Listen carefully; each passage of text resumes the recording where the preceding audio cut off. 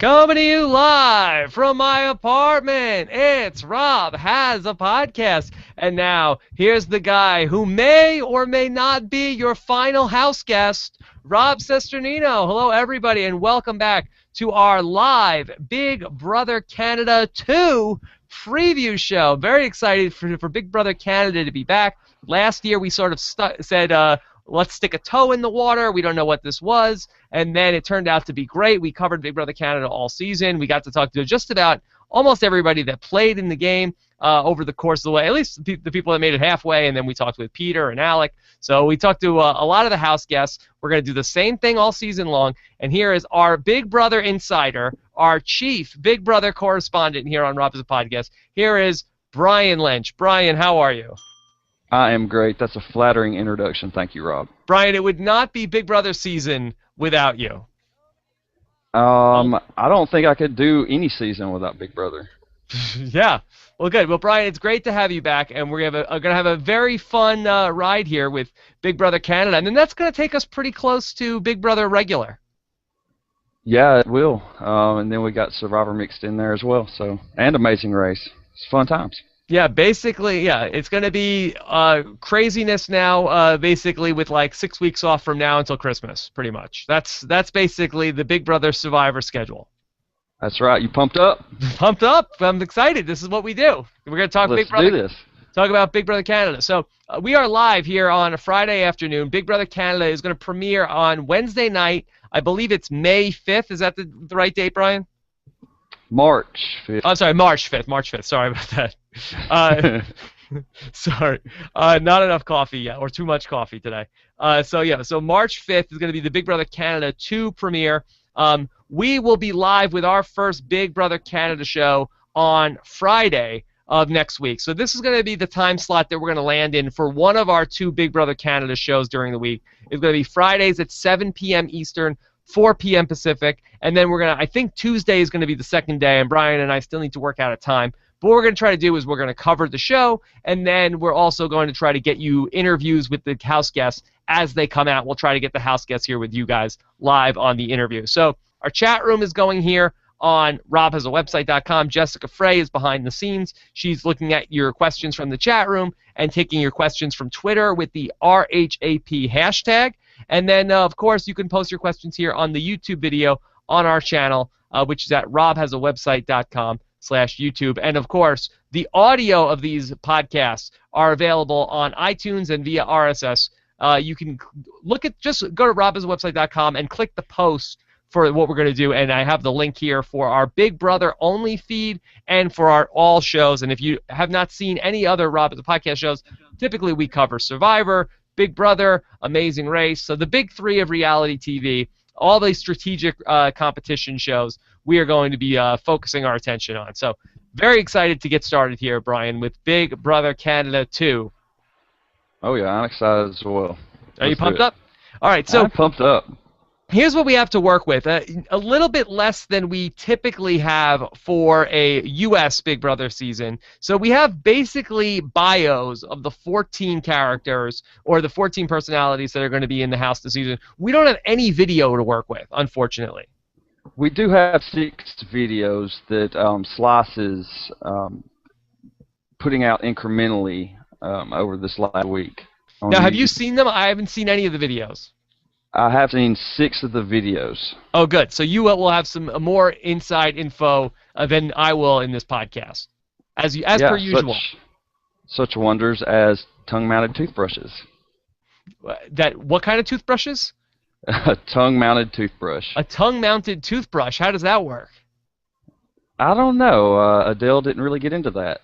He's an inventor, and his big invention is the tongue-mounted toothbrush. All right, well, say no more, Brian. Let's jump right into it. Okay, you brought up, here we go, that we're going to, set the rain on fire here. Let's talk about Adele.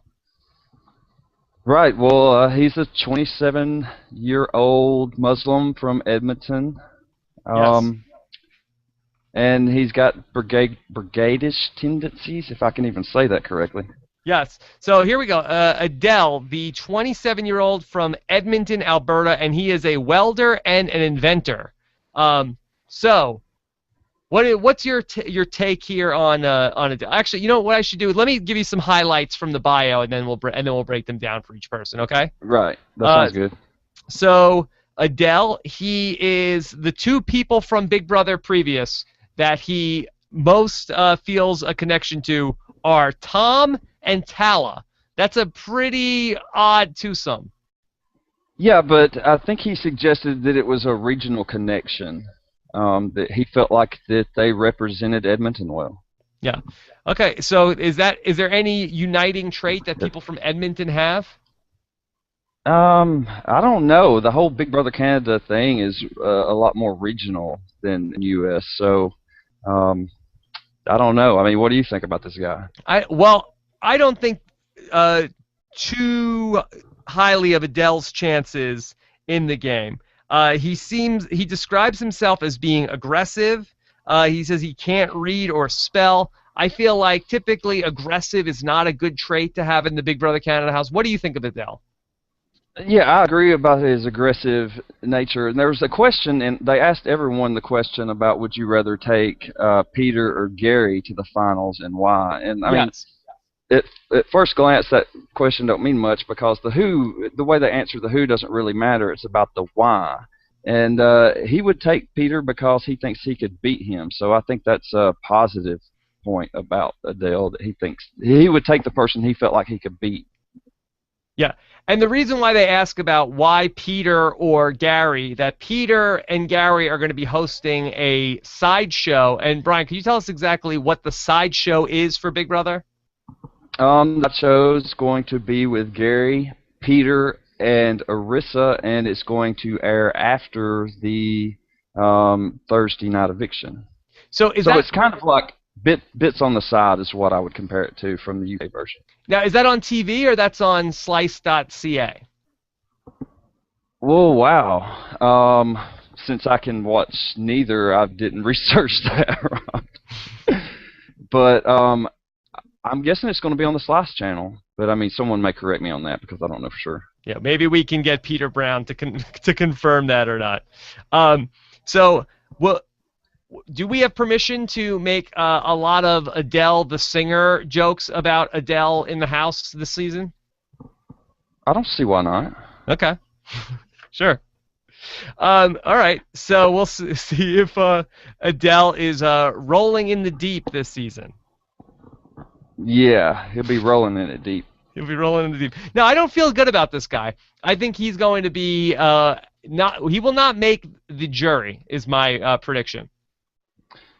I don't. Oh, well, I think one thing he said in his video was that he is coming straight out of the gate and going to win the first HOH. Oh, well, that's not good. No, that's Yeah. very aggressive. That's very I mean, aggressive. This guy is like the new Tom. Well, I mean, he likes Tom. He likes So, Tom. Yeah. yeah. He didn't even couch about being like Tom and say, but I'm not going to play like Tom. You know? Over. If you wanted to ask this question, is his performance going to be under over Tom's? Over or under Tom? I think that's a good question.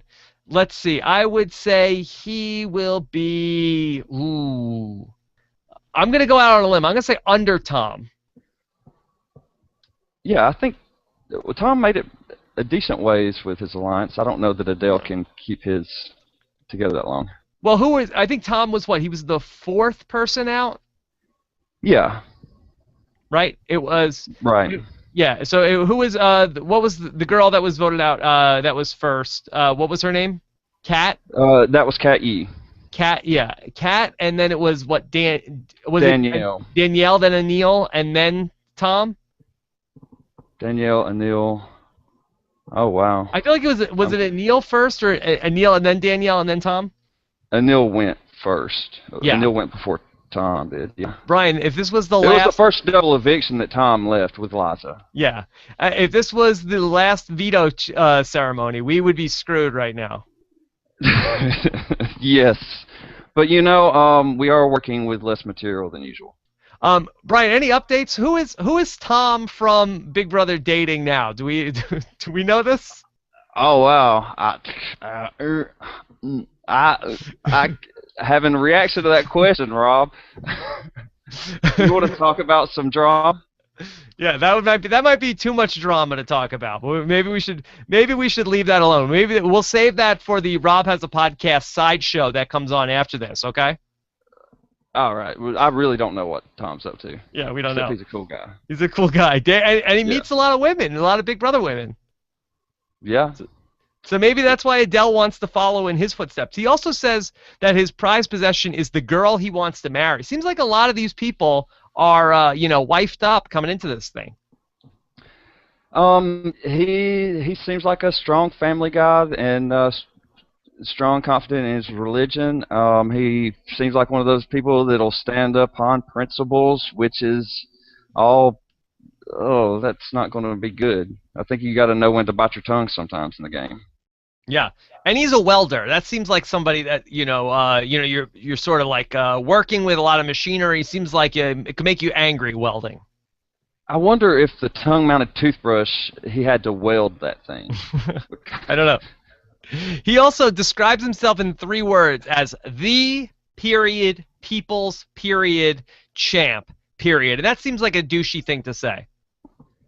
The People's Champ, if you're familiar with wrestling, that'd be The Rock, Right. Dwayne Johnson. And there's a whole bunch of wrestling references at season 1, so Adele may be your wrestling reference guy. That's possible, but I think if you're a grown up and you're quoting The Rock, I think that's kind of douchey. Don't make me bring the smackdown. Yeah, if he's gonna give us the people's elbow or anything like that, can you smell what Adele is cooking? It doesn't matter what you think. There you go, Brian. I didn't know you were such a wrestling fan. Oh yeah.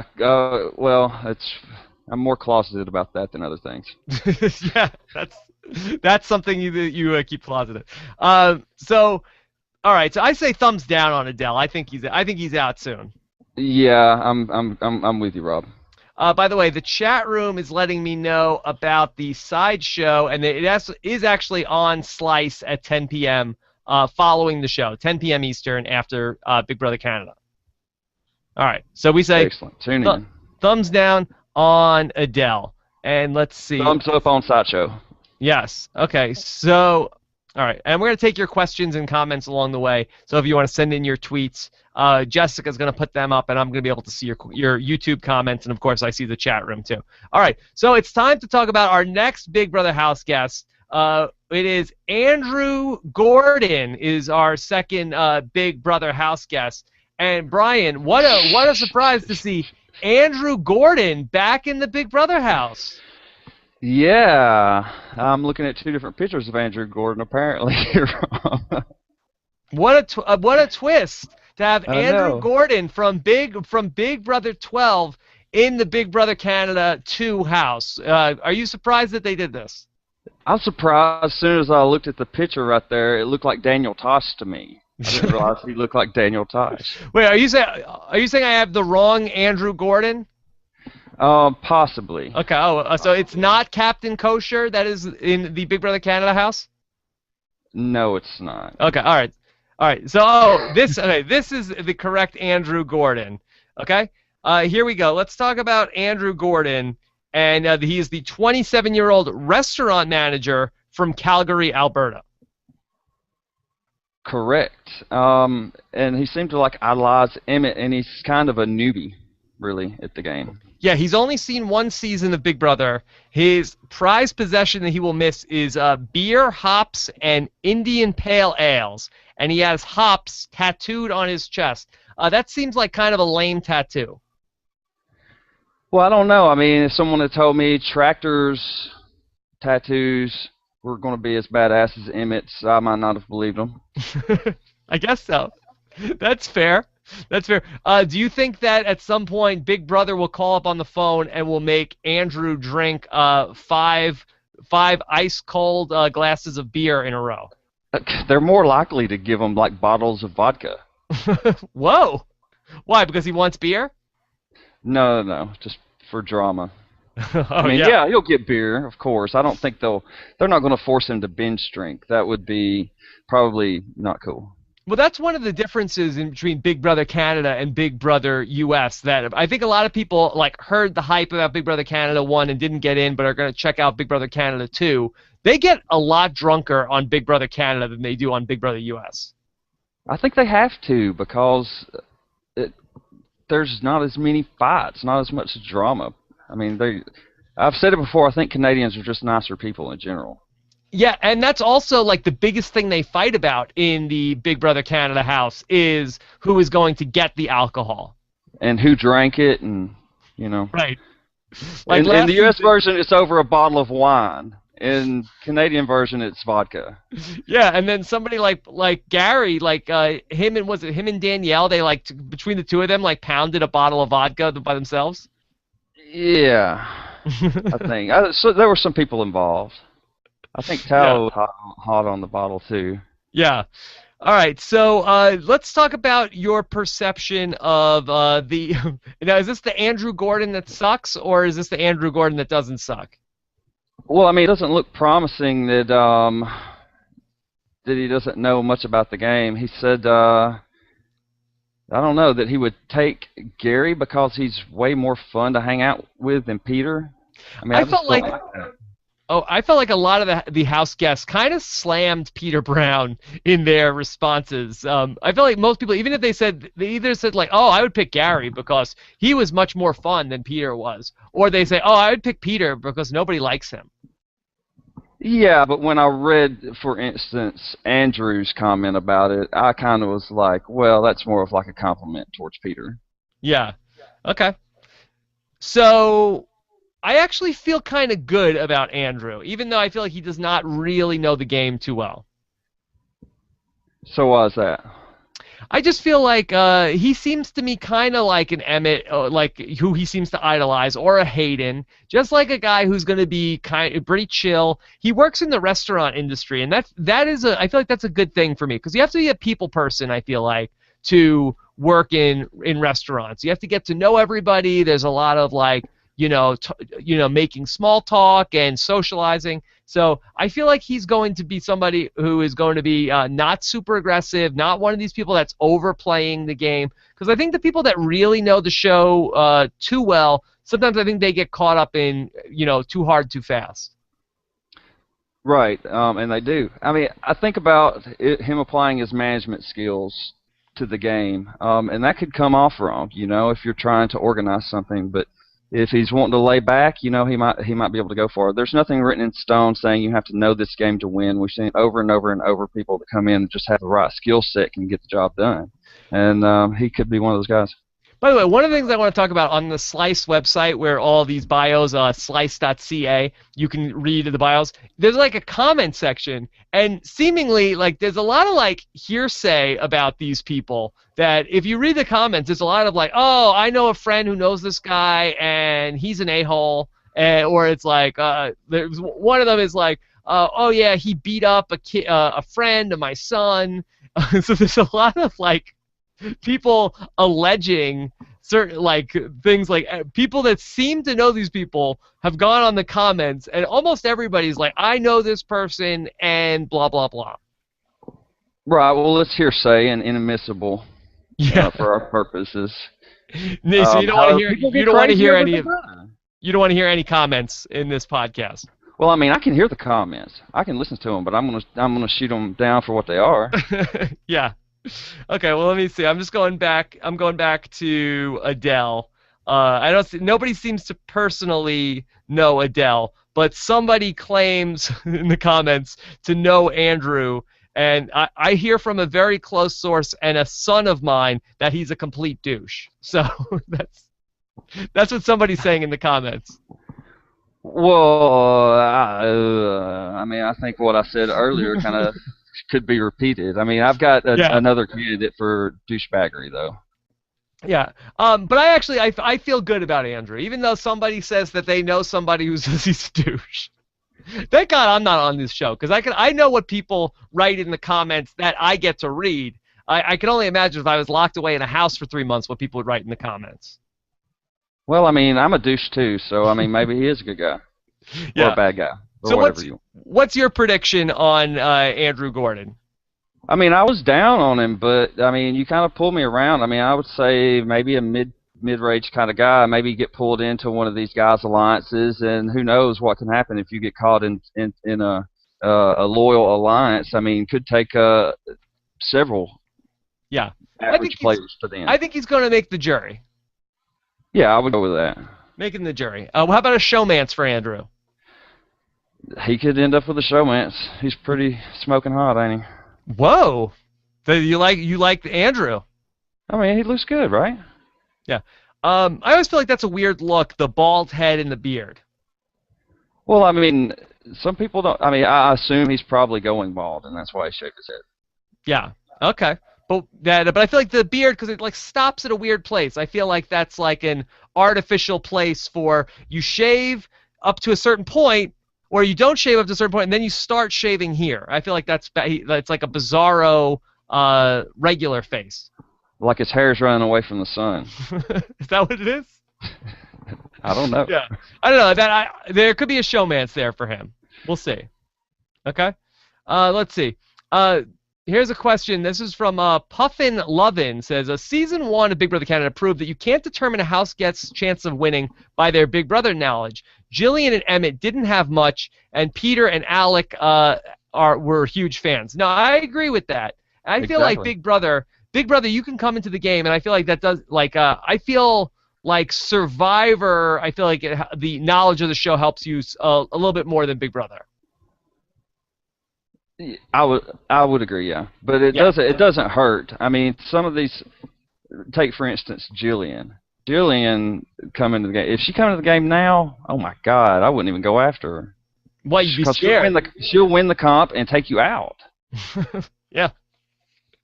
There you go. All right, let's talk about our third contestant here. A lot of A names here. And now I'm not exactly sure how to pronounce this. Is this Anik or Anik? I was going to say a Nick, Anik. Okay. So here but is we'll probably be Anik. corrected. She is the 28-year-old Reiki master from Hanmer, Ontario, and she describes herself as eclectic, outgoing, and spiritual. Brian, to me, she seems like she is going to be like the Ashley's dream board this season. Really? Is that how you say Reiki? Reiki? I think so. Okay, so that is healing through touch. Yeah, Um, I actually knew that. I didn't. I live in That's what's California, up. so that's that's why I've heard that before. So yeah, so she just seems like she's gonna be very like ethereal and very like head in the clouds. I don't. I'm gonna have to differ with you there because just because of her, she mentions Dr. Will is her favorite Big Brother idol, I think they and all mentioned Dr. Will was their idol. but, yeah, but for different reasons, right? Just because of his strategy. I mean, she's at least thinking strategy. I mean, Ashley wasn't thinking strategy, Rob. How dare you, Brian? How dare you? Ashley was thinking about recovering from a back injury or back spasms Yeah. Okay. and making out with Frank. And not making out with Ian. Right, and getting Yeah. voted out by you. Yeah. Chris Berger in the chat room says healing through touch. Really? There you go. And she'll heal that vote Depend- right it on up for you. Yeah, it depends where she touches you, I guess, right? Yeah, I don't think she's going to be extremely sexual with her touches. I mean, maybe she will be. I mean, maybe she'll be rubbing people down all the time. Yeah. No, I didn't get a sense from any of the contestants that they were like, "Hey, I'm gonna get in there, and I can't wait to, get it on with one of the contestants." Right, getting things loosened up. Whoa. Yeah. Get my Reiki on. Okay. So Brian, you sound high on a Nick. I do because everybody likes rubbings, Rob. Is that? So you That's feel like simply. I'm going at least jury because I mean a lot of these people think jury like I want certain people in the jury so for fun or whatever, and you'd want somebody to rub your back in the jury, wouldn't you? I don't know. Didn't Alec have the magic touch when he was Ricardo? Yeah, but that was like a foot rubbing thing. and he Hey. had to rub dudes' feet, and they complained about it. I don't think dudes are going to complain about a Nick rubbing on them. Okay.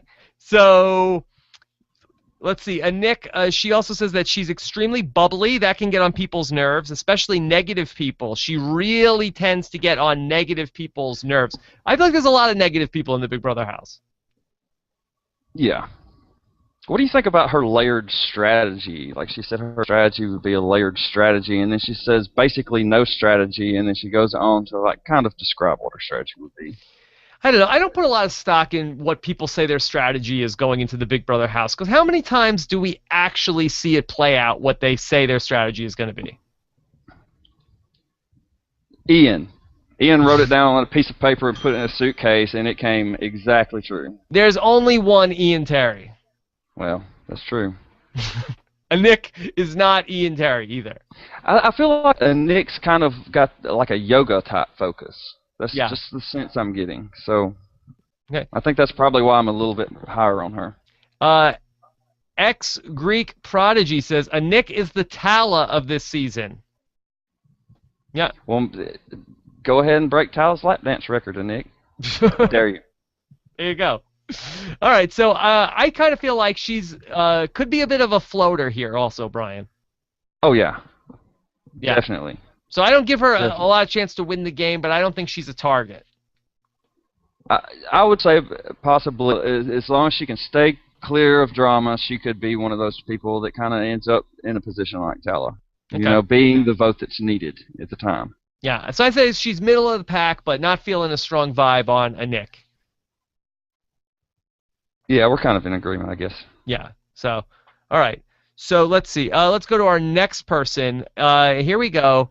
It's Arlie. Arlie, and he doesn't have a job, Brian. I don't either. Yeah. He's unemployed. He's 25. He is going to treat the Big Brother Canada game as a job, and he's described himself as passionate, energetic, and conniving. And to me, it seems like that Arlie he wants to be this season's Peter. It could, yeah. He wants to be considered a strategic player. I like the idea that he's going to approach it like a job because it is a job, and you're competing with all the other house guests for that job, basically. He's really into Dr. Will and Dan, and he wants to. He's talking about them a lot in his bio, and he says that he's also very dishonest and conniving. Great. We love that. We love that. We love that. But you can't get caught. Yeah. I kind of feel like, boy, I want you. I'm going to enjoy Arlie in the house, but I also feel like there's almost 0% chance that Arlie is going to win the game. No, I wouldn't put it there. I mean, just the shock to the system of being thrown into a new group setting, I mean, could fix all of his issues in a heartbeat. I mean, I kind of like where his head's at going into the game. Yeah.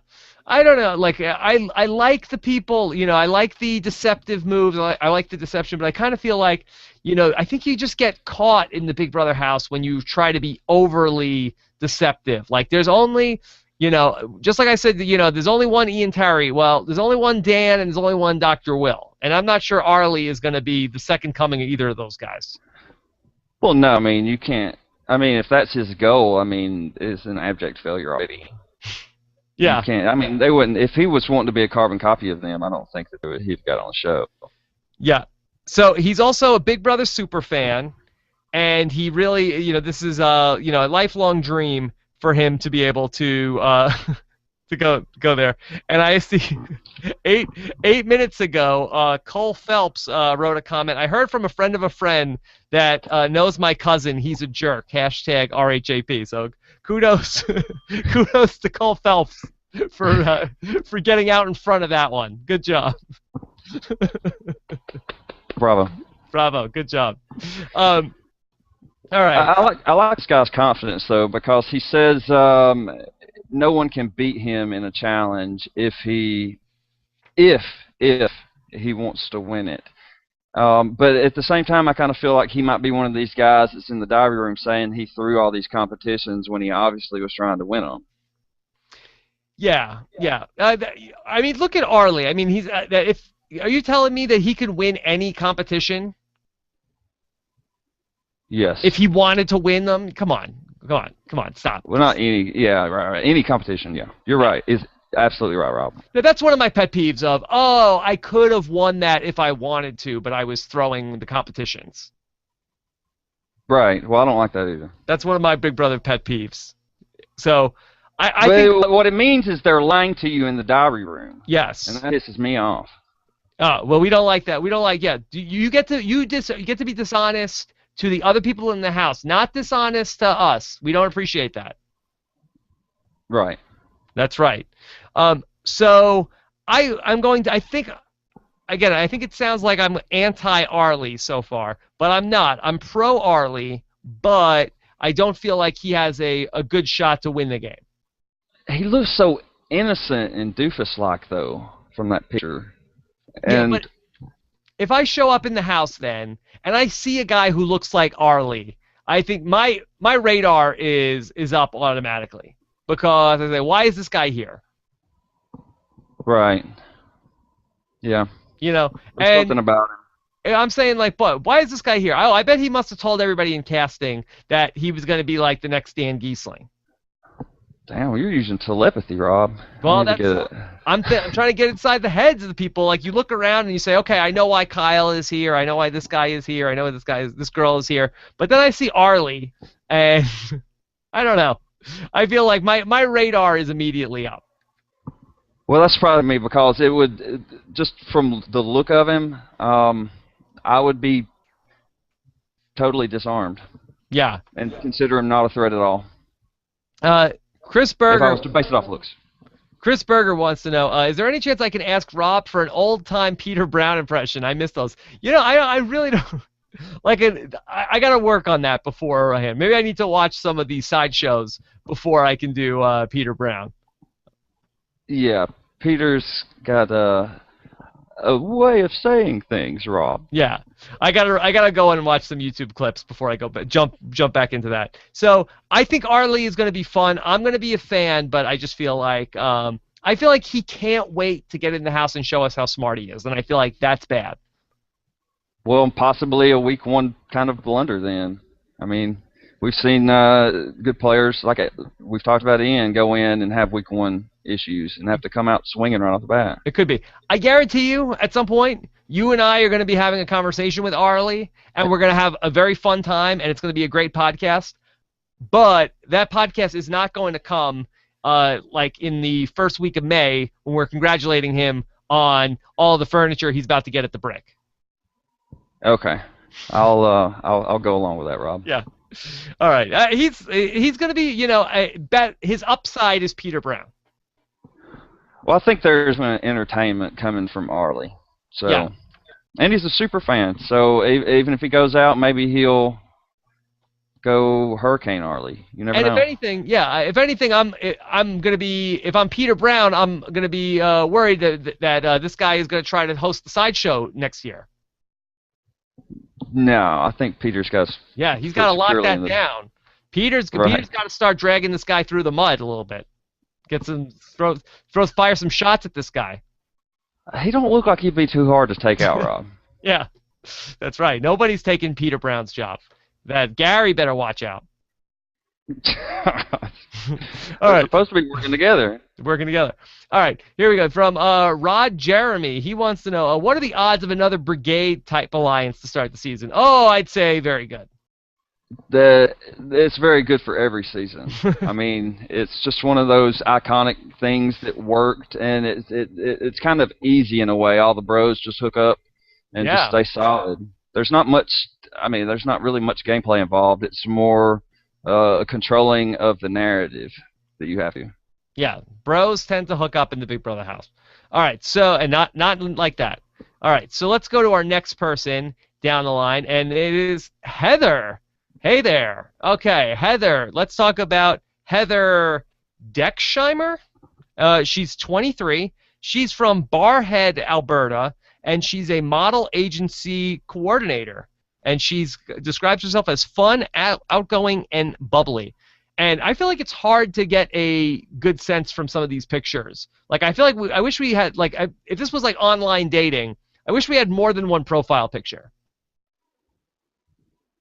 Yeah, as in it doesn't really represent what she really looks like. Yeah, I have a hard time. Like I feel like this could go either way. I think this our the babe of the season. I think this is our Rachel Riley disciple. Rachel Riley disciple. Okay. Yeah. Whoa. And there ain't nothing wrong with that. All you Riley disciples out there. Yes, we love them. My point is, I think that she might be kind of a similar kind of player. So you think that she could be the high drama player of the season? Yeah. I mean, I don't really know. I mean, she's kind of one of these confusing. It's confusing for me, Rob. Yeah, it's okay. So she gives us. So she says she loves Rachel Riley. She says she was fun and flirty and knew how to play the game. I loved her. But what prized possession are you most gonna miss? My boyfriend. Wah wah. All my friends and family. Blah blah blah. And then when they talk about her strategy in the house, she says that her strategy is to be her fun, bubbly self without everyone knowing that I'm actually really smart. So that sounds good. But then we also talk about something else that's really interesting about her, that she says that her personality trait is that she can act her way through anything without really feeling emotions, but make it seem like there's emotion involved. That's something pretty big that they probably should know, but I'm glad that they don't know that. So that sounds very Dr. Will-like. I know, but at the same time, I think, does that mean that she's going to be the first person looking for Bush to cry under? Because I think I feel like that Rachel could have said all these things before she went in on the same type of interview. I mean, this seems more calculated than stuff Rachel was saying before she went into the Big Brother house. Like, I don't think Rachel was saying, I don't have emotions, and, you know, she's almost giving you, like, the circuitry and wires comment. Yeah, well, I mean, is she the female Dr. Will then? Is that what you're saying, Rob? No, I'm not saying that, but I'm saying that she's giving you quotes that could give you that sort of impression. Isn't it amazing when we can read the same thing and come out with two totally different things? Yeah. So I'm actually interested to see what Heather can do in the Big Brother house. Well, I am too now. Yeah. I hope she just brings it, you know? Yeah. I hope she goes back to Riley on everybody. Yeah, a little bit of a downer. She has a boyfriend, though. Why's that downer? Because, you know, I want to see some flirtmances happening. There's been plenty of people going to that house with boyfriends. And yeah, that means nothing. That means nothing. No. You have a boyfriend or girlfriend going into the Big Brother house. That means you had.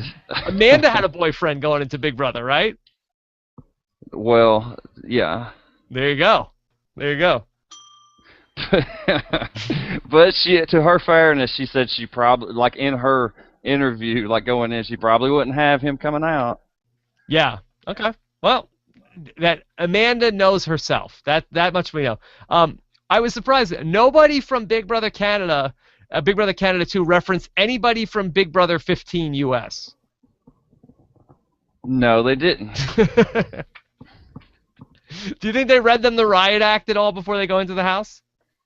About Big Brother 15? Don't talk Big Brother 15? That's ridiculous. You got to talk Big Brother 15. They'll be talking about that. They will talk more about Big Brother 15 than anything else in that house, I guarantee you. Yeah. Big Brother 15 is great. All right, so let's get a question here from Greek Prodigy, calling it she'll pull a Kristen from season 12 and have a showmance. All right, so Brian, what do you say right now? Call it right now. Heather, showmance or no-mance? No-mance. I'm going to take her word. She's got a boyfriend. No-mance. Yeah, I will say flirtmance, but no showmance. Well, I mean, she's going to have to compete with some Reiki masters up in here. That's right. All right, here we go. Let's go to our next person, and that person is Ika. And the question we're going to be asking today, Brian, do you like Ica? Well, I like Ica, You obviously, like but I you mean, like I Ica, wrote down. or you like Ica? I will like Ica on the feeds, but I Do don't you like like her chances. Ica, or do you like Ica? I like Ica because she's going to bring some drama. The one thing I wrote down, I can remember, I can't even find it in my notes, was aggressive. She was one of these videos that came out, and she's gonna have some issues with people. I mean, that's just readable. Damn. So she is 29 years old. She's born in Jamaica. She's a hairstylist. Now, this is a little confusing.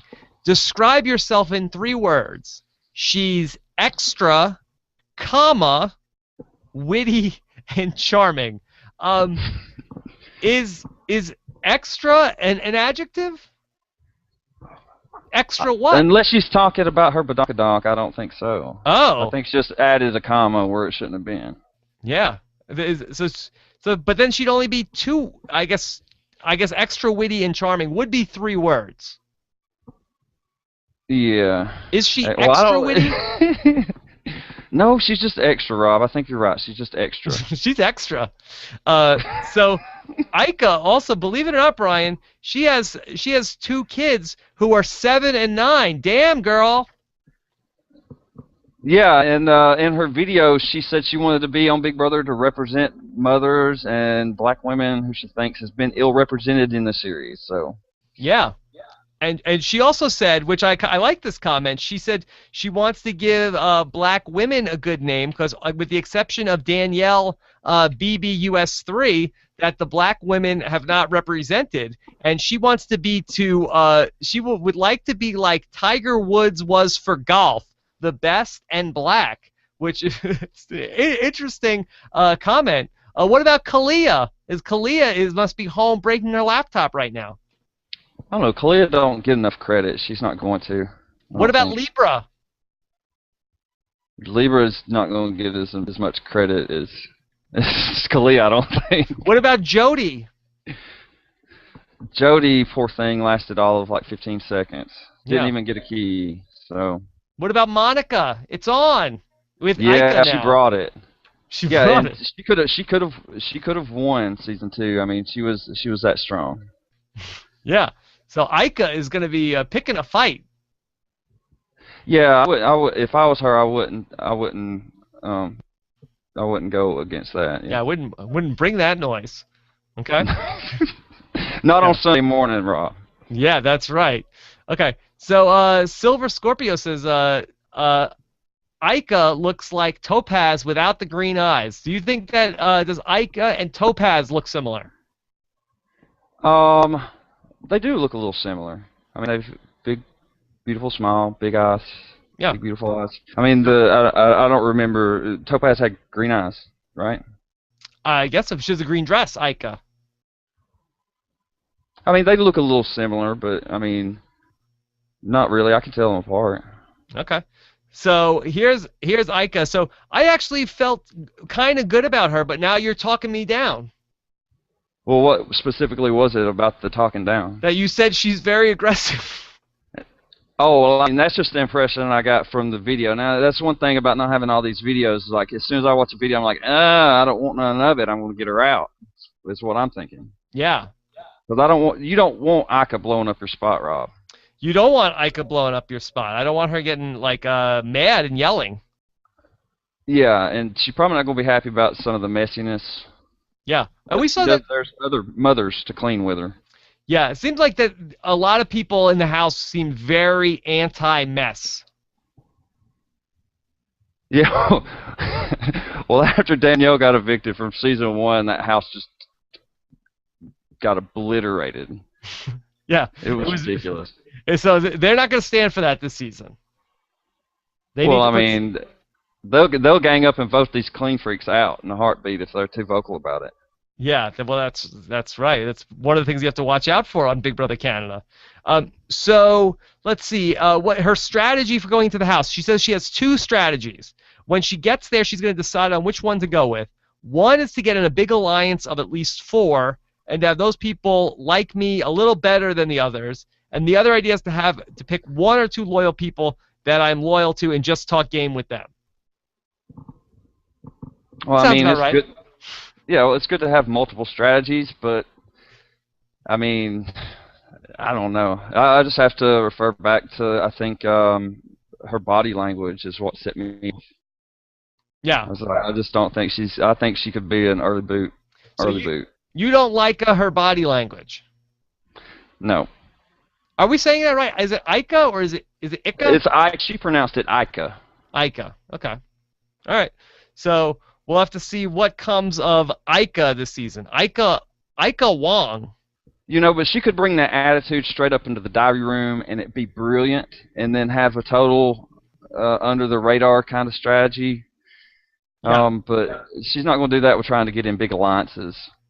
Ika, is she single? Oh no, no. She No, says she's married. married. With kids. Okay, married with kids. All right, a little bit of a downer. A little bit Yeah, of a because downer. she's gorgeous. Yeah, we haven't seen yet the on Big Brother the married person who is having a showmance, right? Or I guess there were times where it was definitely questionable. We've seen fiancés in the house. You know, Yeah. that's All right. about it. Let's go on. Let's talk about John. John Party Darty. That's right. That's right. John. John Party. And it's my party. I can do what I want. So he's going to describe himself in 3 words. He's fun, energetic, and goofy. And he's a student from Clareville, Newfoundland. Is that right? Yes. Okay. Here's my question. I don't understand why both John and Arlie are both here.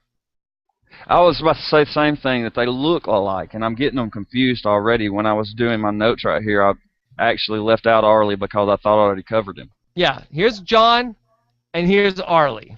Here's Arlie, and here's John. And they seem like they're the same exact guy, and you know that the only thing I'll say is that John seems like Arlie, but without like the trying to show you how smart he is. Yeah. He's a Dan fan because Dan he fan. started watching around the funeral, so he's really kind of new to the game as well. Interesting. So, what do we think about John? I'm finding my notes here, but I remember being kind of more impressed with him than I thought I was going to be. Yeah, I am impressed with John as well because I feel like that the things that I'm worried about with Arlie, I feel like John doesn't have, and so I feel like that John could be like the Dan Giesling 1.0, where I feel like Arlie really wants to be Dan Giesling 2.0. Yeah, some of the things he said was that he's here to enjoy the game. Yeah. And that's one of the things I look for. I want to see someone enjoying their game. I don't want a lap dance from somebody that don't have a smile on their face. That's right.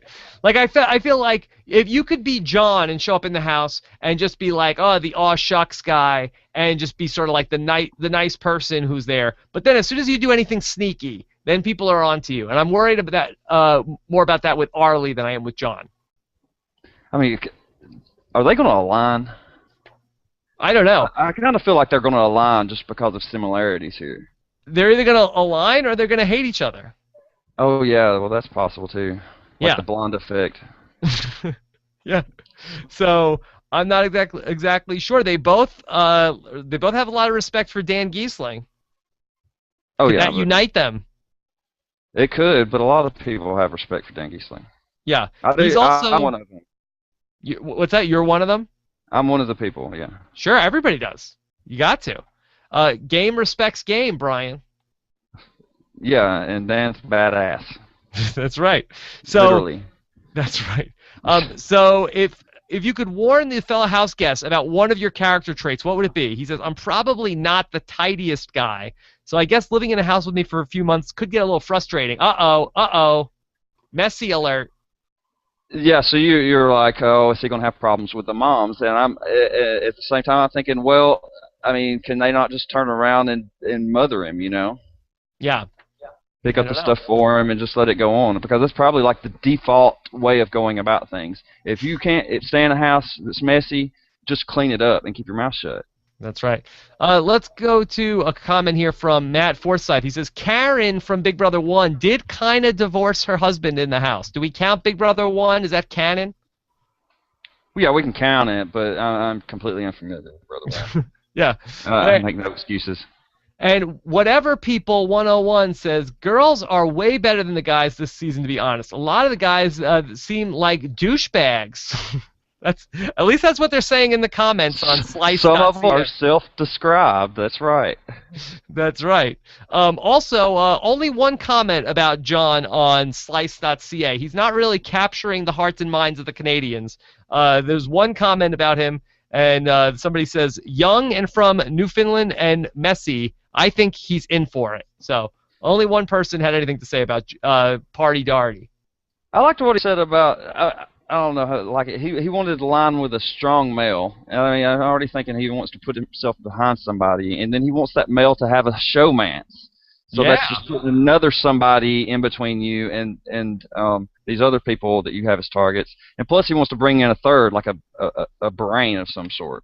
So he's kind of like saying that he's not the brain here. I think he's going to be under the radar. I feel good about him. I think he could be the Dan Giesling Big Brother 10 version. And Okay. not the guy hosting the funeral or anything like that. Like he's not going to be just seen as super sneaky or anything like that. I feel like he could team up with somebody like a Memphis or somebody who's like going to be the bigger target, and people aren't going to worry about this guy. So what's the difference between John and Arlie, in which you think Arlie is super sneaky and John's not? Because Arlie is telling us in his bio that he's dishonest and conniving, and John isn't telling us any of those things. Yeah, John says he's fun, and, Yeah. and that's his social game. He just wants to be the fun guy. I You're feel right. like Arlie can't wait to show us what a good player he is, and I feel like John isn't thinking about this experience in that way. Yeah, he's going to have a lot of fun. Yeah, I think so. And I feel like in the Big Brother game, it's such a marathon. Just don't give people, like the secret to success on Big Brother, don't give people a reason to vote you out. That's the secret to longevity in this game. Don't give anybody a reason. And I don't think he's going to give us a reason. He's not going to be a douche. He's not going to be, yes, he's a little messy, but he's not going to be a threat. You don't look at him and say, oh, he's so smart or he's so, we have to get him out. I think he's the guy who, if you get him out, you feel like you wasted your HOH. Right, so maybe a coaster / floater that needs to But I feel like he's the land the jump. I feel like that he's the floater that you think is a floater, but then he's going to make a move or two towards the end. Yeah, so I call it like a coaster. Yeah. I refer to it as coaster, where you're kind of like just coasting along, not really floating. You're just not in danger, and then at any time you can strike. Yeah. So I feel good about John. Yeah, me too. Okay. All right. So let's go to our next house guest, and this is Kenny. Let's talk about Kenny with the beard. And now this season is much like on Survivor. We have the brains are in the house. It's Kenny Brain. Yeah, and much like Big Brother, the beard's back in the house, right? That's right. So that's actually his name, Kenny Brain. He is 25 years old. He's from Grand Falls, Windsor, and he is a model. And he is ambitious, confident, and intelligent. So there we go. Let's talk a little bit about Kenny Brain. Yeah, this is maybe the token gay guy in the cast. He in his video he said he was going to hide this from his house guests. Now again, he didn't say in his bio, right, that he's gay, but he said in his video that he's gay and he's not going to tell the other people in the house. He said he was going to, no, he didn't come out and say he's gay. He said that he was going to hide his sexuality. I think he may have danced around the word, but that's what he was saying. Okay. Do you think if you were hiding something about yourself, do you feel like that is a good strategic decision? No, I think you need to go in and spill everything that can be possibly used to incriminate you later time. I mean, people know. I mean, somehow people know that people are gay. How about this? This is what I think is the good strategy. I think you go into the Big Brother house. You don't tell anybody that you're gay. You don't say you're straight, but you don't say that you're gay. And then in like a one-on-one sort of setting, it's like you have like the moment where you tell people that like, I didn't tell you, but I'm gay. And then they're like, oh, we love you, Kenny. And then people want to bond with you, and you feel like you have like a moment with everybody. What do you think of that, Brian? Yeah, I like that. It's almost you're drawing an ounce of sympathy out of it by expressing a reluctance to share. Like you thought that there might be an issue with it, and it scared you, so you can be sympathized with. And then you have a connection with people because you shared something with them. Like you open your heart to people. People are like, oh, Kenny's a good guy because he felt close enough to tell me his secret. But it's not really. He just is going to tell it to everybody. So I Right. think, yeah, I think that could be good for Kenny. I think you got to hit the ground running with it as soon as possible, though, because if you wait too long, people will start thinking, "Well, why was I the last person told?" Why did Kenny tell me he's gay? Oh, well, you Yeah. think I'm the homophobe then? Well, thanks a lot. Yeah. Hold on. This just in from the chat room. Fran Incognito says, I bet he's bi. Could that make for an interesting showmance situation in the house? It could be. I mean, he didn't say either which way. Oh. So, I mean, if he wants to get a threesome going, I guess he could do that. Oh, that could. If Well, that was that his could be thing. a very dicey situation if there's some sort of a showmance or a flirtmance with both a guy and a girl in the house. That could get very messy. I think that's a trimance, right? Is that a trimance? Boy, this guy could be casting gold. We'll see. I mean, I don't know. I don't. I think. I mean, I don't. I don't really expect too much of him. I know Oh. people are going crazy over his beard and his vest, but I don't know. I don't know how much I expect of him, Rob. Well, I actually was feeling pretty good about him, and so let's talk this through. Now, you know that typically I am a little anti-hipster. That I feel like the beard is a bit of a turn off for me. But then I liked what he was saying in his interview. Yeah. Well, you hadn't seen the video one, right? But I haven't seen the Well, he video. said he That's had right. He said he had 101 strategies, Yes. and that 90 of them will be worthless, and that the only strategy he mentioned was not telling people that he was gay. I Yeah, don't you like don't want that. 101 strategies. 101 strategies. There aren't 101 strategies to play Big Brother. Stop with Yeah, that. it's like he's. I mean, it's like a brainstorm without a. That's exactly what that is. That's a Kenny brainstorm. Yeah. So anyway, that's why I was down on him because of the video. I mean, from what he's saying here, it seems like he's an intelligent guy. Yeah. So his biggest pet peeve is messiness and the people that are late, untidy, and disorganized. It's disrespectful to others. I think I have a bit of OCD, and that's going to be a huge issue in this house because I won't be able to escape people or doing those things.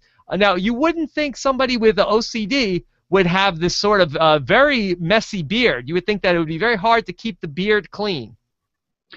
No, I just don't think the beard looks proportionally right for him. I think he's too small for that big of a bushy beard. You would like to see a smaller beard. Just I'd like to see it just shaped, really kind of on the bottom, Yeah. so it looks less tree beardish. Now, C Monkey is correcting me. It's a Canadian beard, not a hipster beard. I didn't know there was a difference. Maybe I need a beard map, like Is a that like a beard. redneck mullet? I need like a beard chart, I think. Yeah, I do too, because I don't know Yeah, what a Canadian beard is. that's good. I know what the Canadian ballet is.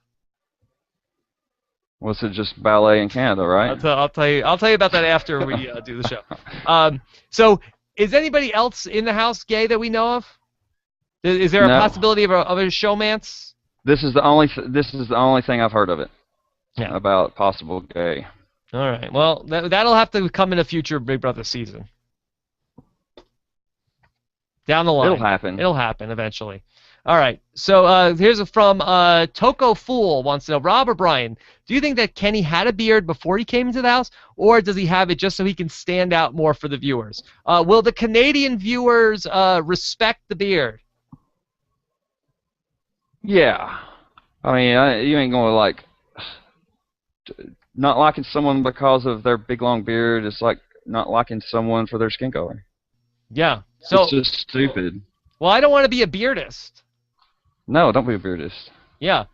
If it So, start, if the beard gets too close to you and starts shaking stuff off on you, then you can have an issue with it. yeah. Chris Berger says, I'm a bearded Canadian, not even close to a hipster. So, that could just be an LA thing. Sometimes I see the guys in LA where they're walking around with like a big beard, and it's not even that cold. No, I mean, hipster. I don't even know what a hipster is, Rob. No, they've got a big beard and they've got a handlebar mustache, and they have it because it's ironic. Oh, okay. Yeah. Call All right. me informed. Yes. So, C Monkey also says he's a beard model. Yeah, somebody sent me a commercial, and it looked just like him in the commercial. Yeah. Okay. I mean, I didn't know if it was him or not, but yeah. Julia Gulia in the chat room says the Canadians love beards, and so there is going to be mad beard love for Kenny. I would imagine so. It's kind of cold. Yeah. Okay. Well, that's good. That'll keep him warm in the house. There you go. Okay, then we had that. Took that question already. So I actually say thumbs up for Kenny. I think he's going to go. I think he makes the merge at least. Makes the merge. Yes. Yeah. We'll merge it. Merge. Okay. So I don't know. I'm going to say he's out before jury, Rob. Out before the jury. Why? Yeah. Why would they want him out so early? I don't know. I mean, you're going to have okay. I feel like there is a brigade type thing lining up, and that people maybe he gets kind of the same Anil treatment, you know, and he just gets railroaded out of the game. He might be the scapegoat in some way. All right. And that scapegoat and not a real goat. There will be no goat in the house. Shit, I don't know. I mean, there was a production designer that said something about a goat because they were showing off the house and they had all these plants on top, and he said something about having to water them and the goat could eat it, and it was all kind of jokish but strange at the same time. I don't even know if the plants are real. So they're playing. I mean, they're not really people being interviewed. They're asking you stuff like, "Who is the mystery house guest?" Well, I don't know. You tell me. You know. By the way, I don't even know if we've talked about this on this show. There is a 15th mystery final house guest, which Brian and I will speculate on in just a bit. Okay, this is from X Prodigy X, who says, boy, Spencer has lost a lot of weight and gotten a Canadian citizenship. There you go. That's funny. Yeah, he crashed his train through the border. Yeah, there you go. How about then? Okay, this is also from X Prodigy X. He says that in the Meet Kenny Brain video on Slice, he said something about his sexuality, which as everyone is saying that he is the gay person of the season, but Greek Prodigy is not. He cannot confirm that. So we don't know. And again, it's always a dicey thing to try to speculate on. We don't know for sure. Hotwired 1954 says Kenny didn't say he was gay at all. I think he could be a virgin. Oh, Brian, this would be huge development. Is Kenny a virgin? And is that what he's talking about by his sexuality?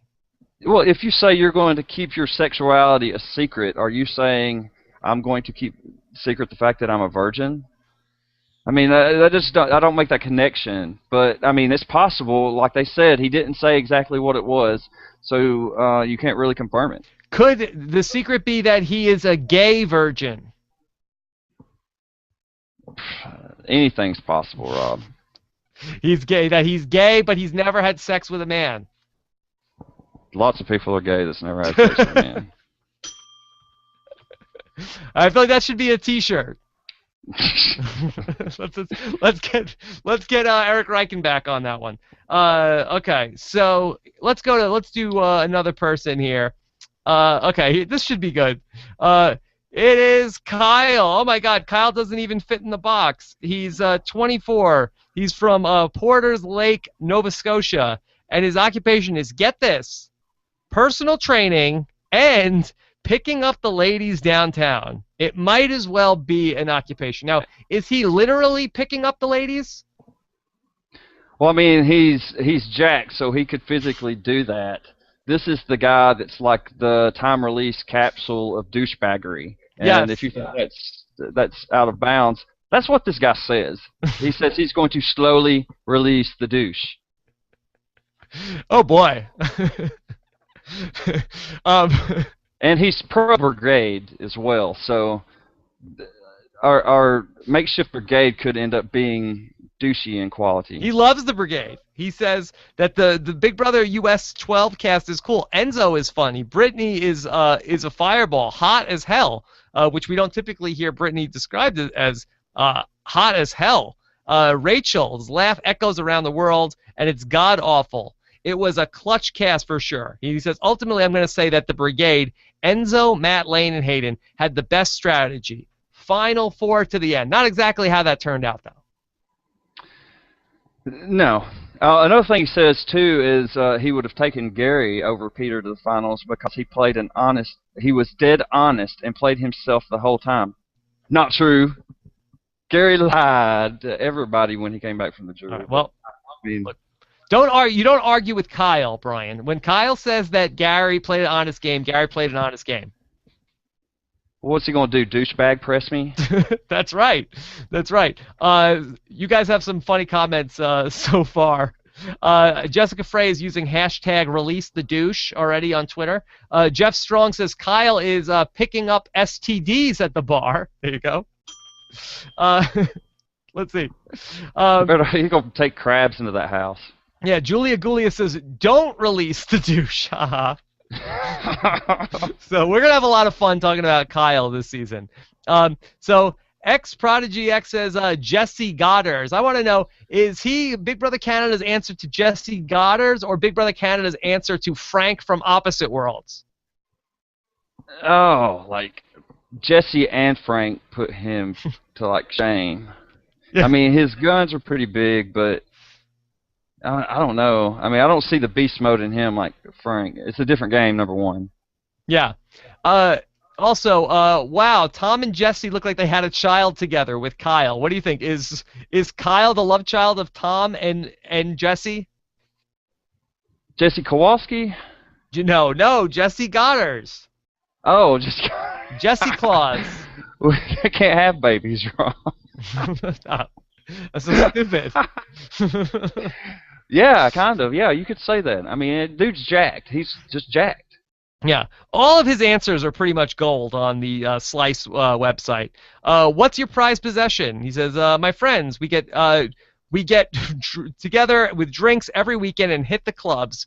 Booze and friends. None of this tearjerker family stuff. I'm not going to say that. What is he going to miss least? He living in his mom's basement, of course. There's no privacy there. It's like Shawshank Redemption down there. My life in the Big Brother is the Big Brother house already. I'm always being watched at home. Now I just won't get yelled at for leaving the lights on. People think I'm joking, but I'm not. Okay? Well, I'll give him this. He may have less transitional issues then. Yeah. Do you think that Morgan Freeman is narrating Kyle's life in the basement? There goes Kyle. Yeah. He's heading Kyle to the Dufresne. bar. Yeah, Kyle Dufresne. He was heading to the bar again to go pick up the ladies, but this time he was picking up gonorrhea. Brain versus Braun. What challenge, physical or mental, do you fear most? He says, Brain, what do I look like here, an astronaut? I don't even know where my boxers are right now. Hold up, bro. He doesn't know where his boxers are right now? He left them at the bar. Where could they be? I don't know. He's freeballing it. Is he saying he's not wearing underwear? Is that what he's saying? Maybe he's saying he don't know where his crotch is. Yeah. I don't know. So his pet peeves are fake people. Let's see. If you could warn anybody about your character traits, he says, you better not be in my way in a physical competition because I will steamroll you. Pain train is coming through. Pain train, hashtag. Pain Hashtag. train. Whoop, whoop. Yeah, get on the pain train. Yeah, I think he's cruising for some train pain. Yeah. All right. Let's get some predictions here Okay. on Kyle. What do you think? Um, Yeah, I'm just gonna say pre-jury boot. I know I'm putting enough of these brigadish people pre-jury boot, and if they coalesce and go, they could all end up like later in the game. But I just don't see that kind of alliance holding together with possible douchebaggery that could be afoot. Yeah. This guy never goes far in the Big Brother house. I mean, I feel like the best you could say is Jesse 2.0, the season that he sort of came back and sort of like got low key. But first time around, I feel like this guy's out first 3 weeks. Yeah, I have to defend Jesse a little bit here. I mean, he got voted out twice because of Americans' vote. It's debatable whether or not Dan would actually vote him out. He probably would have, right? One would think he would have to. You would know better than me. Don't test me. Yeah, he would have to. He would vote him out. Yeah. But I mean, I think Jesse probably could have. I mean, I thought he was in the best spot when he got taken out by Jeff. Okay. Coup d'etat. Well, how about Kyle? Let's go instead. Let's not make a referendum on Jesse. No, it's Kyle. Thumbs down. I'm down it. I mean, I'm not pro douchebag, although I act like one. I'm not pro douchebag. Why do you keep saying you act like a douchebag? When do you act like a douchebag? Well, oh wow, I don't know. Yeah. All the time. It's like embedded. You're a poser douchebag. Yes, that's right. I'm a poser. So I probably ain't got nothing on Kyle's douchebaggery. Yeah, I say Kyle is out before St. Patrick's Day. How about that? Yeah, I'll agree with you. I don't even know what St. Patrick's Day is, and I'll agree with you. March 17th. No, I'll give him over that. Over under St. Patrick's Day. I think Kyle is out drinking green beer on St. Patrick's Day. I say Kyle's a have-not in the house on St. Patrick's Day. Okay, fair enough. And by the way, the have-nots is going to be a thing for Kyle because he even describes himself as that. Who would you select, either Gary or Peter? He says Gary for sure. He was dead honest and played himself the whole time. Peter, I'd probably eat him for breakfast. I'm always hungry, though. I'm 225 pounds. So this guy, if he goes on slop, it's going to be a thing. Yeah, I don't like that. If you could eat anything and you're always hungry and you could eat Peter, why not take Peter? I guess so. Yeah. Peter Eater. There you go. That's and Kyle. Then you have nobody sitting against you in Final Two. Yeah, what happens if you go into the Final Two and you eat the other person that's next to you? Like, ladies and gentlemen of the jury, I ate my competition, literally. My competition... Thank you very much. Yes. My competition is now a floater in the HOH bathroom. Got a problem with that? Yes, that's right. That's right. I ate my way to the top here. This is from, the great Hamster Watch wants to know, Kyle isn't Jesse or Frank. He's David Girton in his mama's basement. Oh, no. Oh, no. Is he David Girton? Well, I haven't seen any pictures of him, like, nude stuffing his junk in really small buckets yet. Yeah, is he going to be Girtoning in the house at any point? I don't know. I mean, if he goes full Girton planking, it's going to be a scene. Yeah. Okay. So we'll see with Kyle. I say out in the first three. Brian feels a little better about Kyle than I do. Yeah, but still pre-jury. Yeah. Dude. All right. So we are about halfway through the alphabet. I want to take a minute here and talk to you guys about a sponsor of this podcast. We're about an hour in, so I want to thank my sponsor for this podcast here today. This sponsor is another YouTube channel that's just getting off the ground. It's called Unhinged Comedy, And these guys are friends of mine that I've actually worked with for a long time. That since I've been out in LA, and they're starting off a new YouTube channel, which is sort of a comedy troupe, which is going to be making. We've been talking a lot about bros here. Bros, hopefully not like Kyle. Maybe more like an Arlie.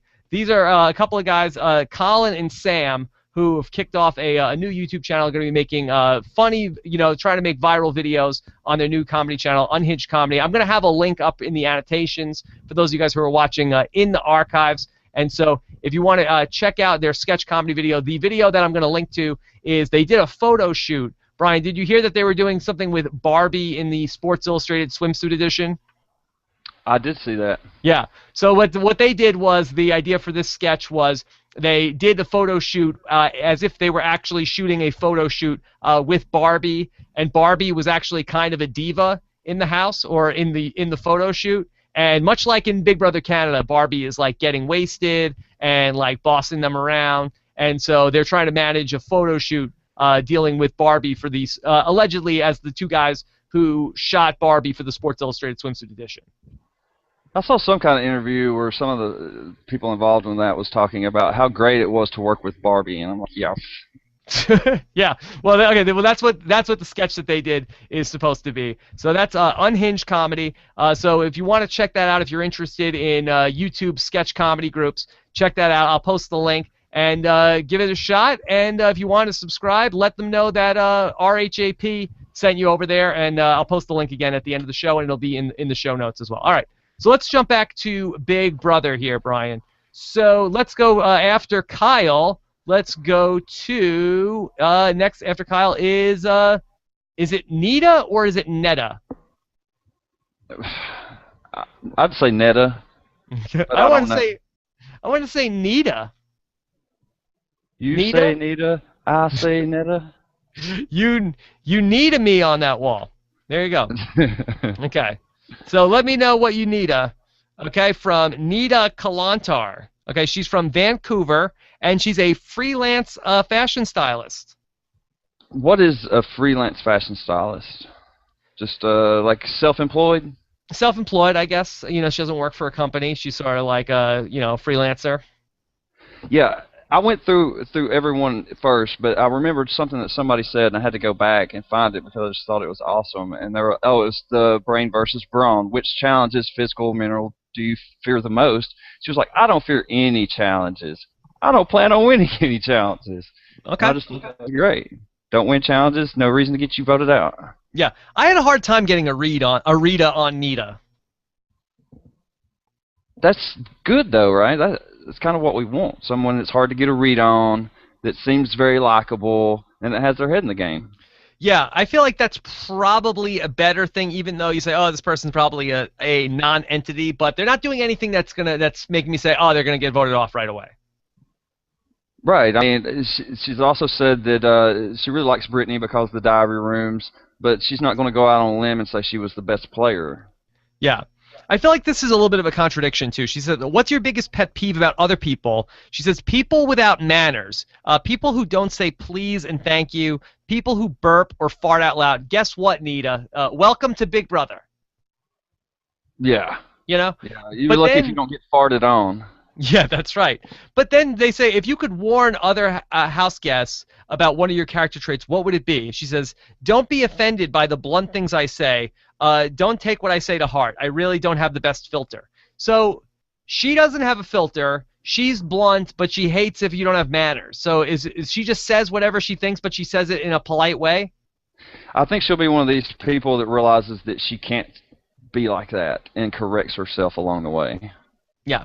You can't be uptight in the Big Brother house. You're going to live in a house with 14 people. One of them is Kyle. Like, it's not going to go well if you're going to be uptight about manners and farting. Yeah, you can be blunt, but you have to be able to neutralize it with humor in a way.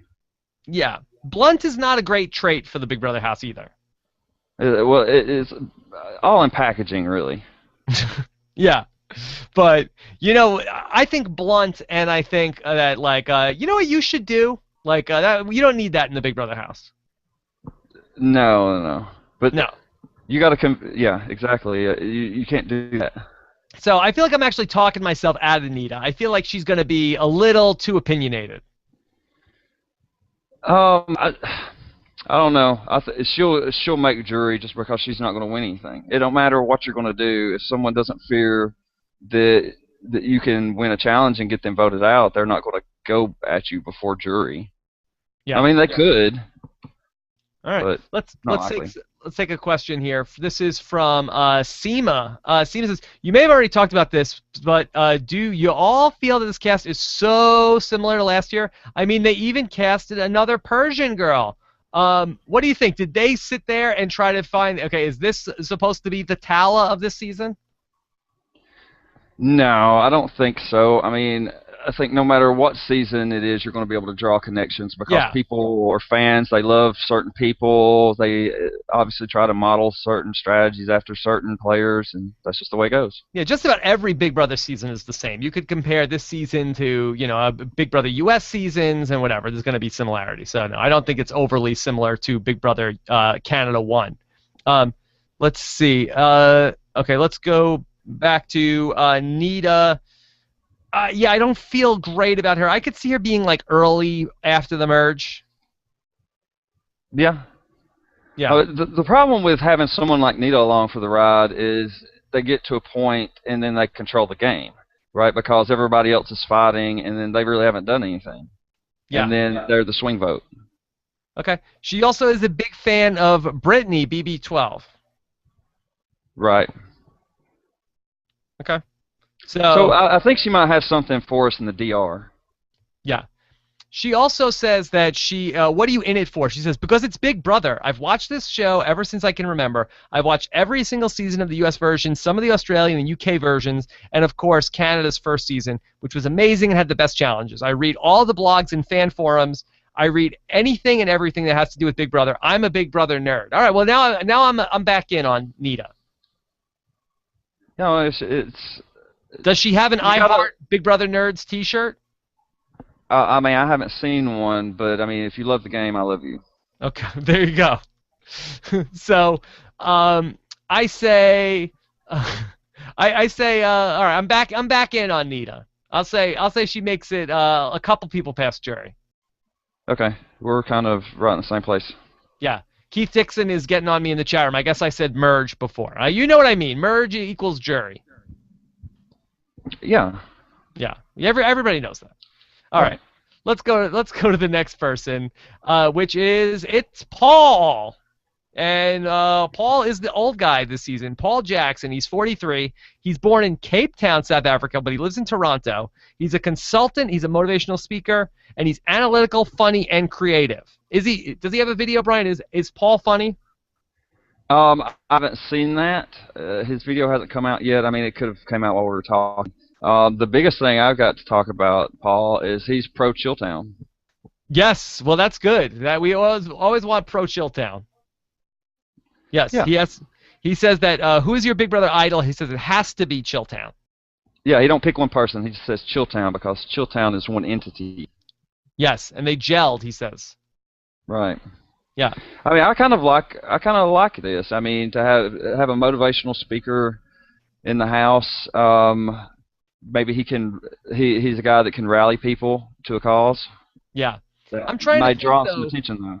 In recent history, the person who's the oldest house guest, how does that go for them? It usually doesn't go well. Yeah. That if you're the oldest Sometimes person, they get to 3. yeah. If you're the oldest person, you gotta say, "Hey, I'm living young. You guys are making me young."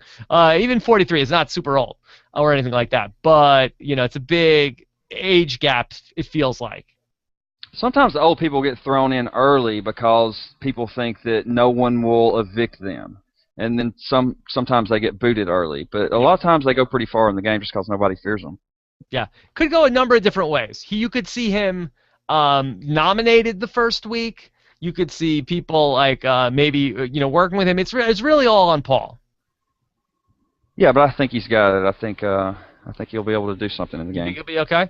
Let's see. I think we have some more questions coming in. So, Oh, actually, it was about. What about Nita? We'll skip that. So he's got 3 kids, 10, 8, and 6, and he lives for them, and everything he does is for them. Right. So usually we have like.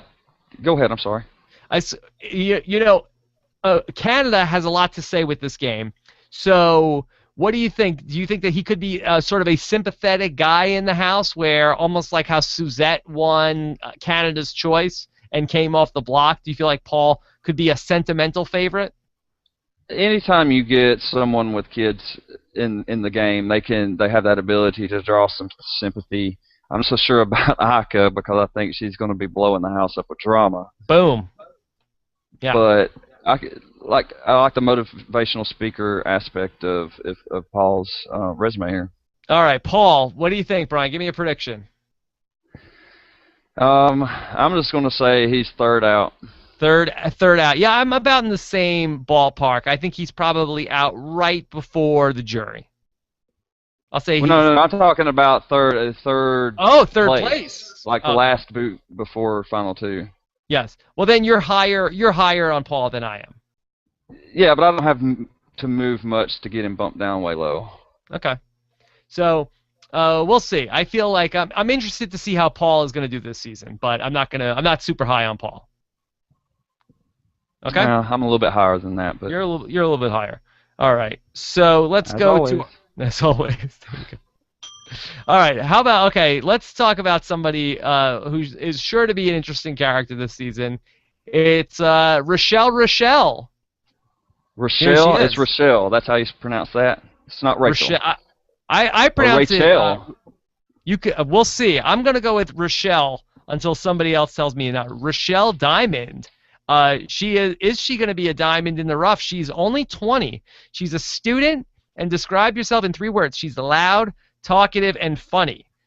She has to say that Rachel Riley is her big brother idol, and she loves Peter Brown. Oh my God, I love Peter. He's so smart, and I think he played a great game. He could have won lots of competitions, but he laid low on purpose, which I thought was a really smart strategy. So she's buying in.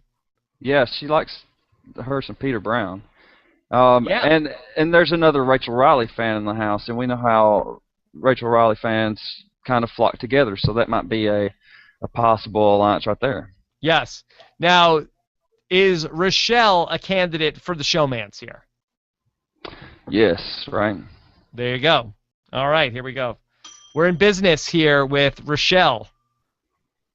But who's she going to showmance with? Boy, let's see. I'll give you some showmance candidates, okay, with Rochelle, okay? How about Adele? He said that he had a girlfriend, right? Adele? What about Captain Kosher?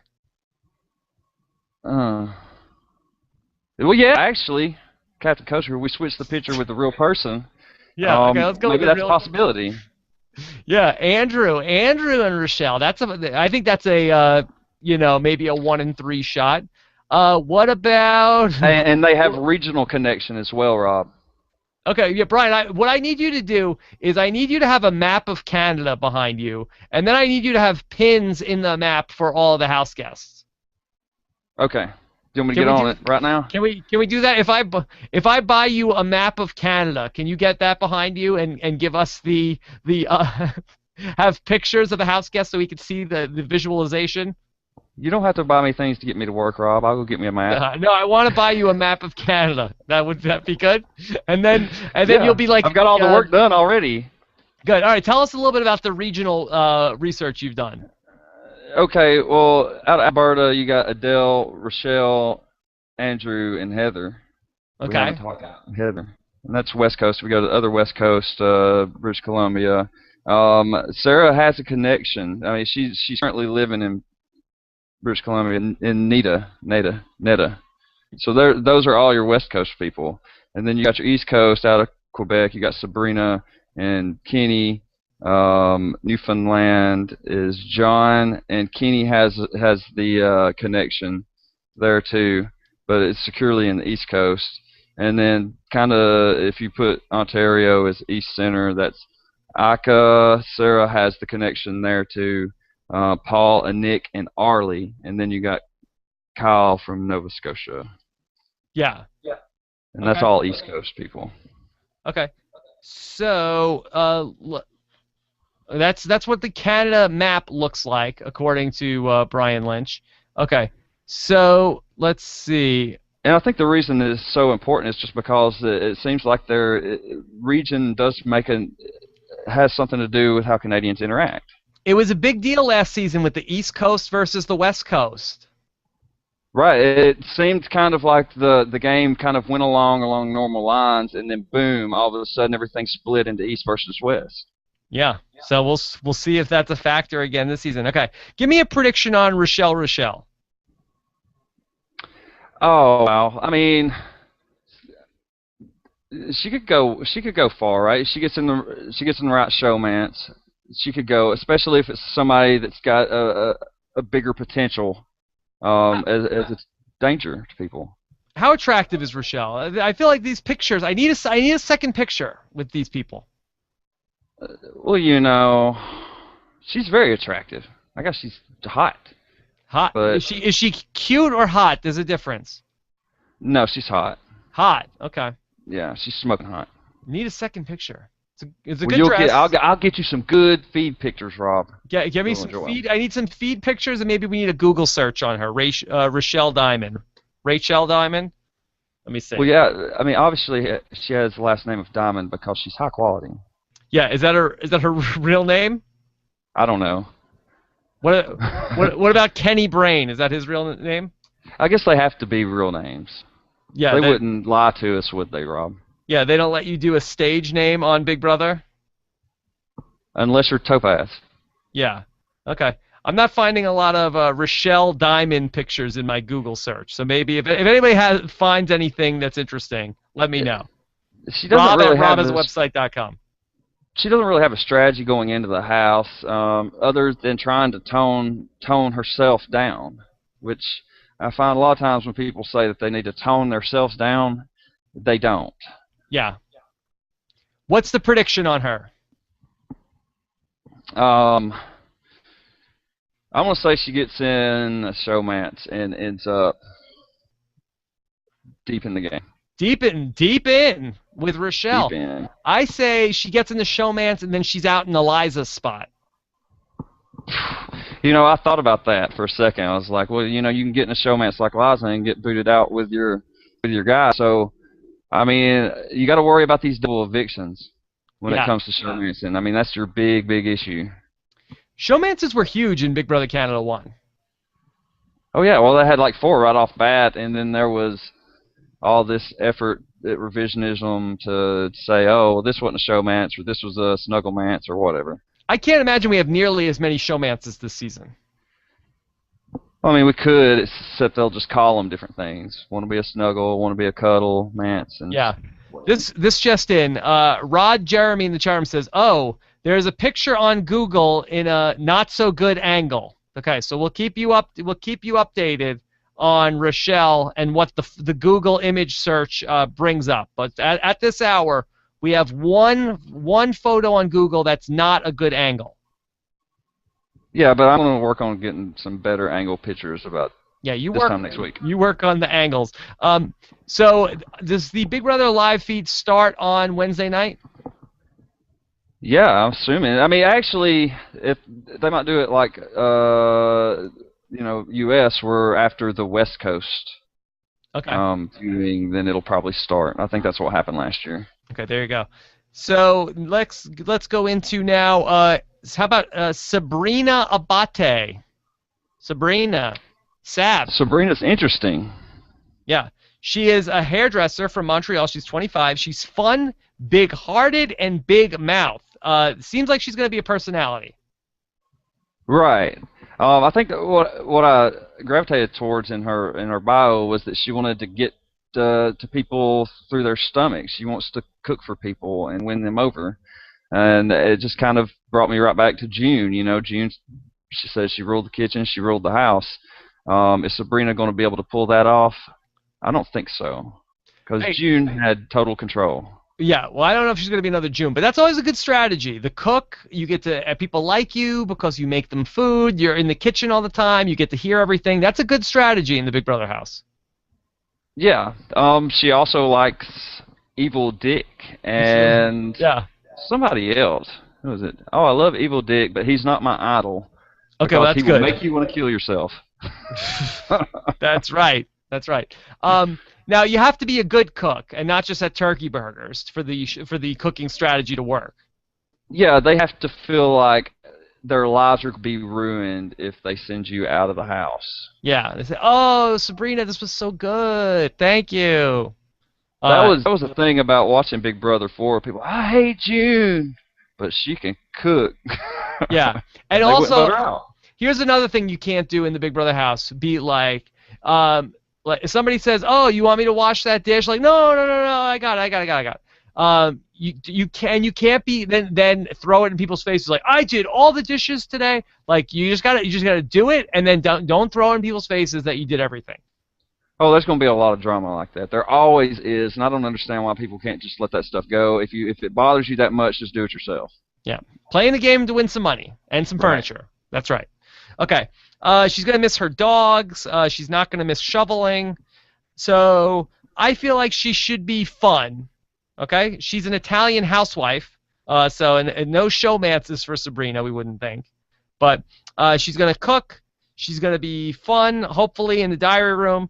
And so, what do we think? Does she have a chance?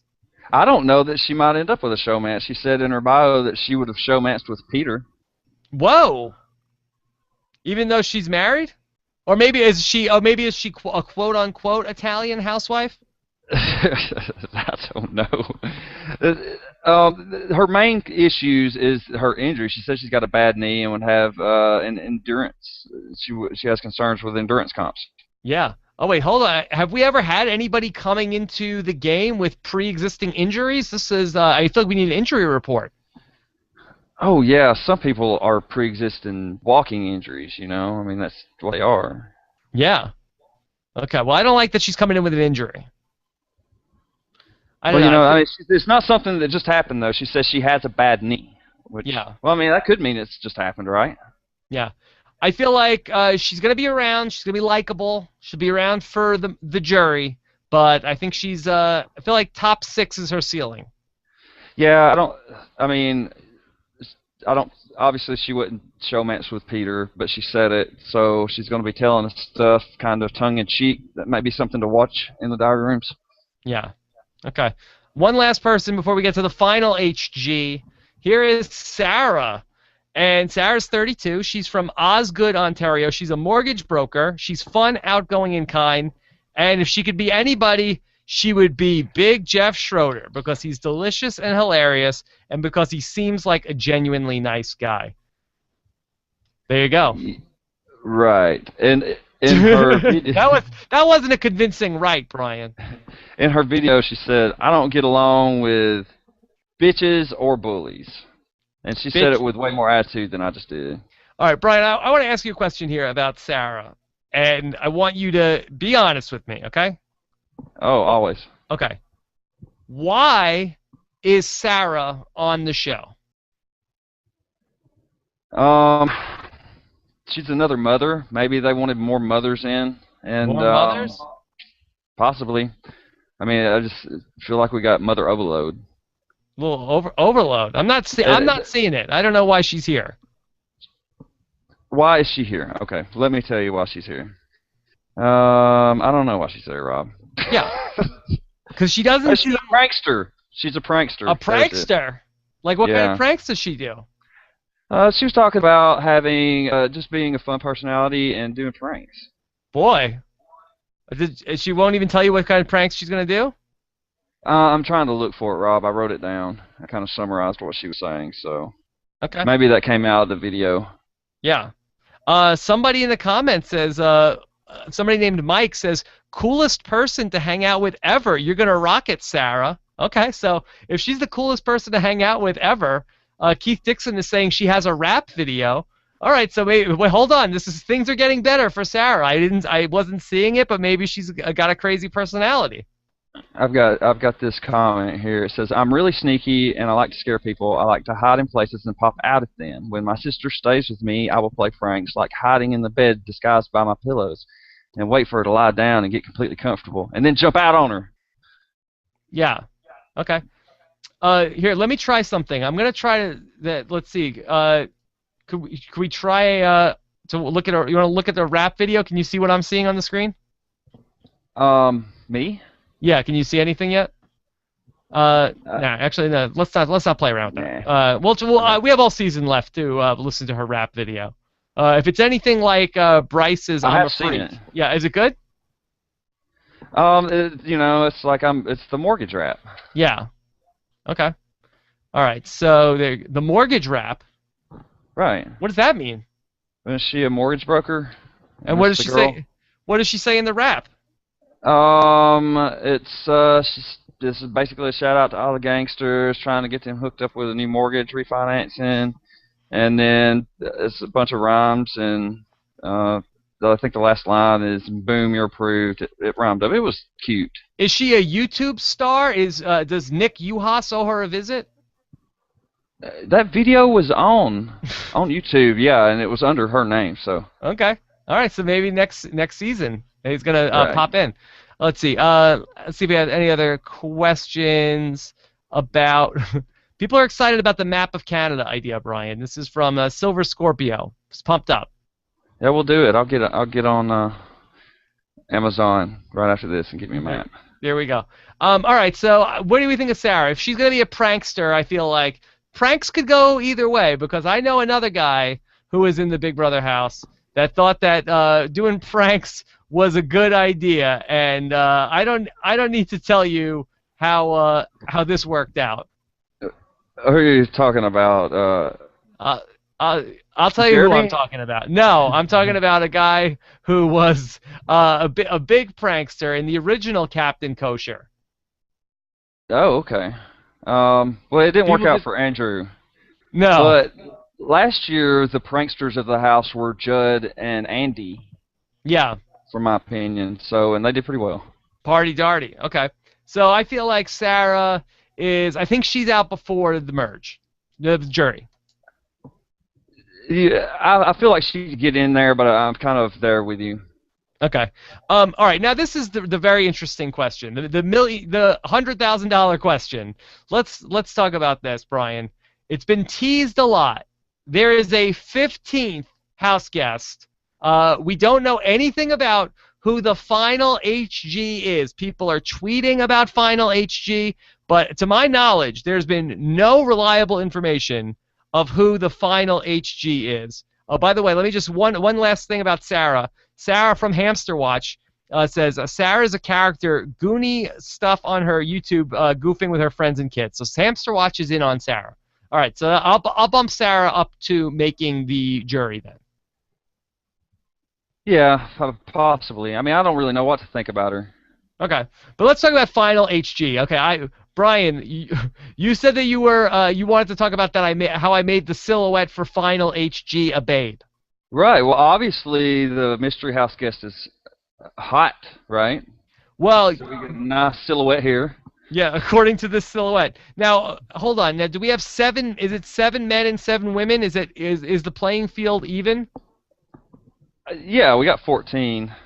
I mean, I hadn't counted them, but it always is even, right? Yeah. By the way, the silhouette of the final HG that is being pictured if you're watching the video is I just Googled silhouette. This is not coming from Big Brother Canada.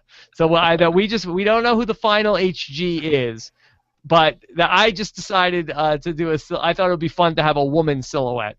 So we don't know exactly what it's going to be. So let's talk about the possibilities. Let's just sort of talk through things, Brian. I'm going to throw some ideas at you, and you tell me if you're buying yes or no for final HG, okay?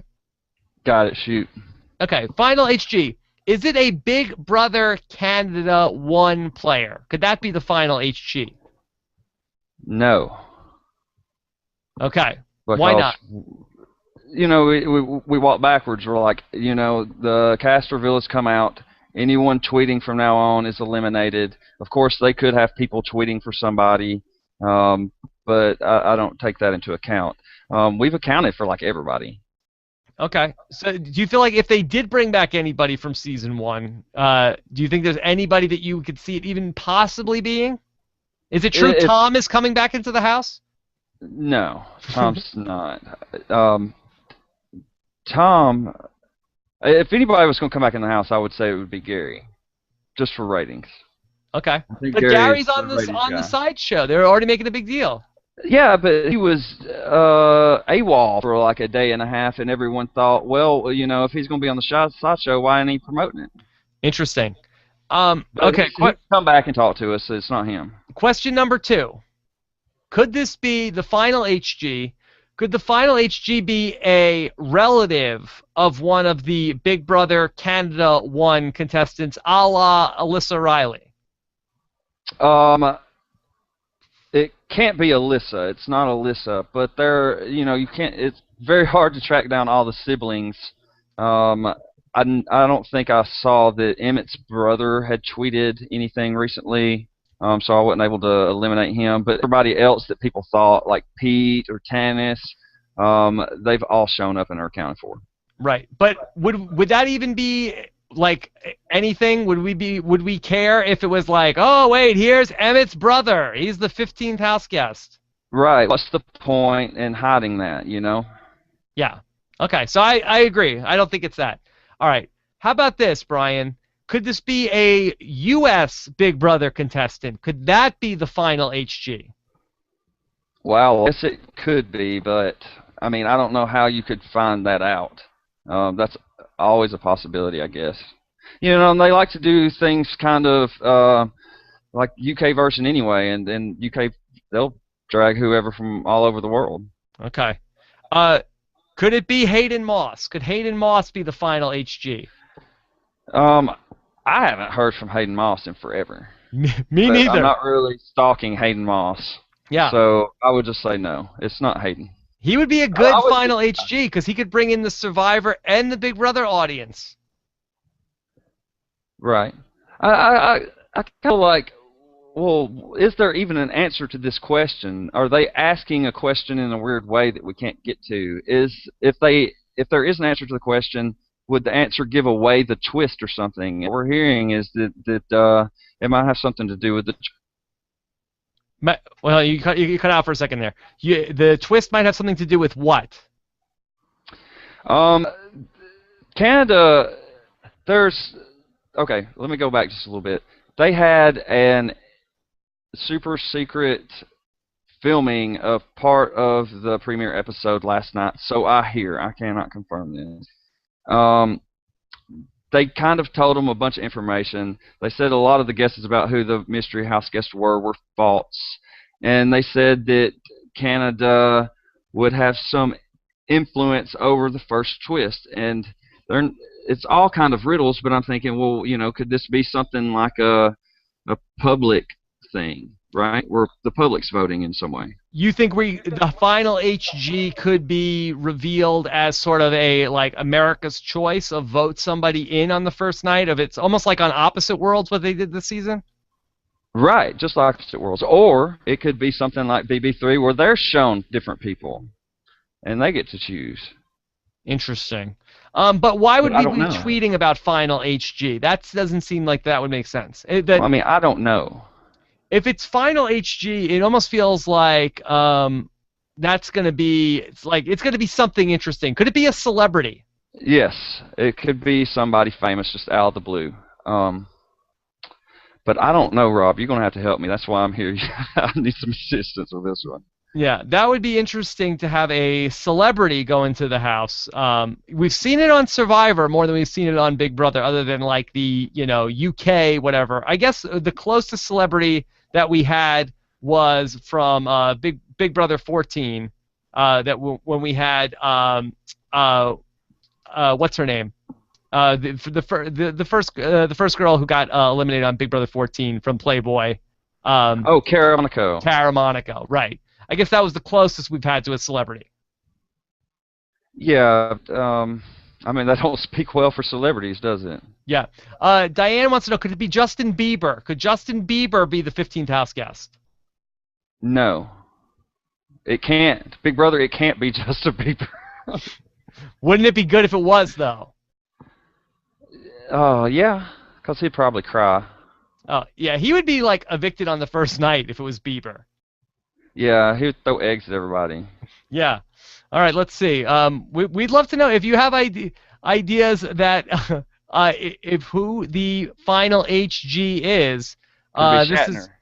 Could it be William Shatner? Dolphin Post says he heard a rumor that it's a drag queen from Halifax named Scott Bossy. Could it be a drag queen? I heard this rumor as well, and yes, it could be some random drag queen that I've never heard of. That don't mean it's not popular in Canada, which I don't. They didn't really talk about that rumor too much. So is this a famous drag queen? I'm not sure. They're like, oh, it's this person, and I'm like, yeah, I don't know who that is. Like, if the person is not like a household name, no pun intended, then I don't see the point of making them the final HG. Like, why would we care? Why would anybody care if the 15th house guest is a drag queen? Why not just make the 15th player a drag queen?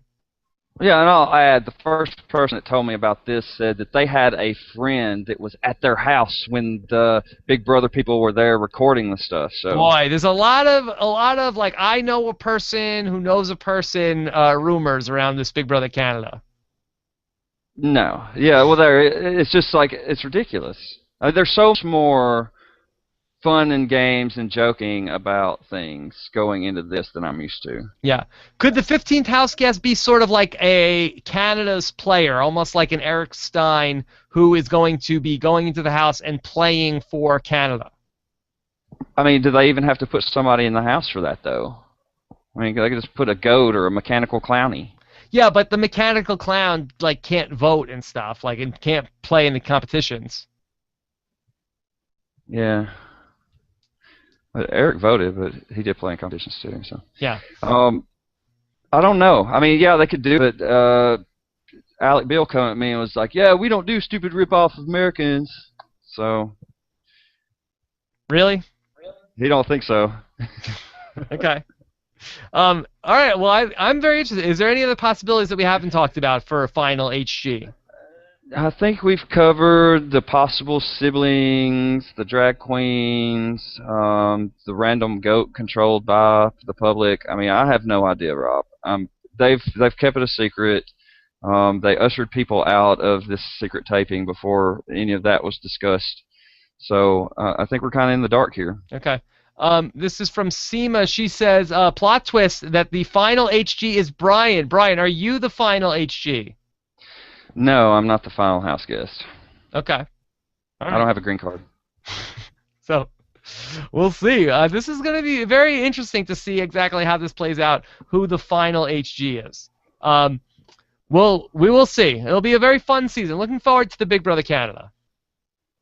Right. There's a little bit more information that came out of, loose lips from last night as a possible first HOH comp spoiler.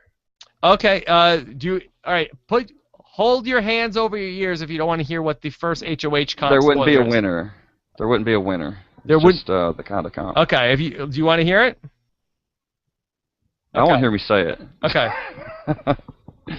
It's just supposed to be an endurance competition called Icebreakers. Icebreakers. They Okay. stand on ice in some way. All right. Polar vortex ice. I don't know. All this is unconfirmed to me. It's hearsay, but I hear it and I say it. So. Okay. There you go. So you get not too insightful. That's what the game is. Who knows? Okay. We'll have more when there's feeds. Any other ideas on twists or anything have we heard? I've been so wrapped up in this mystery house guest that I don't know what to think, Rob. Yeah. I don't know what to think who that could be. I know there's just going to be a deluge of twists one after the other because I always say, and in the first big twist, which leads you to believe in the next big twist, the next big week, they do so many twists that not doing a twist is a twist. Okay. We'll see what they do on Big Brother Canada. Brian and I will be live on Friday night, the 7th of March at 7 p.m. Eastern, 4 p.m. Pacific to talk about exactly everything that happens on Big Brother. And if you want to make sure that you are locked in here for our Big Brother coverage, a couple different ways. Number one, we're going to do all these shows live here on our YouTube channel. So make sure you're subscribed and locked in to our YouTube channel. Either click the subscribe button if you're watching us here live, or go to robasawebsite.com/YouTube. Also, we're going to have iTunes feeds for both the Rob Has a Podcast main feed and as well for our Just Big Brother feed. And it's the same Big Brother feed that we use in the summer. So if you subscribe to our Big Brother podcast, you're subscribed to Big Brother Canada and Big Brother US. That's at robhasawebsite.com/BB podcast for the iTunes feed. Okay? So, Brian, I'm very excited to go on this journey with you. Oh, it's always a lot of fun, and thanks for everybody for joining us. It's just an amazing experience covering Big Brother. And for those of you guys asking about Opposite Worlds, I'm going to have an Opposite Worlds. I'm going to try to get to that tomorrow. I still haven't seen the Opposite Worlds finale, so we're going to work on that. By the way, we had all of our Survivor and Amazing Race coverage as well this week. It was premiere week for both shows. We did 3 different Amazing Race podcasts. We talked to the people who were eliminated. We did 3 different Survivor podcasts as well, talking about the recap after the show. And then we did our marathon podcast with Otis yesterday, talked to the 2 people that were eliminated from Survivor. So busy, busy week on Rob Has a Podcast. So looking forward to getting going here on Big Brother Canada, Brian. Yeah, I'm excited as well. Oh, wait, hold on. Keith is saying we didn't do winner predictions. Okay. Brian, thank you, Keith. Thank you. Let's get our winner predictions on the books. Now, Brian, you didn't look at any spoilers, right? There's no spoilers to look at, really, when it comes to people getting voted out. Okay, you haven't seen the spoilers for the whole season? No, I just know what the endurance comp is if people aren't lying out of their teeth. All right, good, Brian. All right, I trust you. So tell me, who is your pick to win Big Brother Canada 2? Mystery Houseguest. Mystery Houseguest. Oh, so Brian, that's a huge pick to go final HG. You know, I thought about going with Nita. For some reason, it was just like I just wanted to go with her. I think it was because she didn't plan on winning any comps, but eventually you're going to have to win the comp. Nerd. Yeah. Yeah. So if I'm going to have to pick somebody out of the group, I'm just going to go with her just because I just drawn to her the most, even though I think she does have some issues in the game. Hope she works out. All right. She's got what you need her. Yep. There you go. Prove me right, Nita. There you go. I had a hard time with this. I struggled with my pick, but I am going to go with give me John, which I feel like he's just milquetoast enough that he's like Arlie without the hard edge. I think that's who I went with as second. John is second.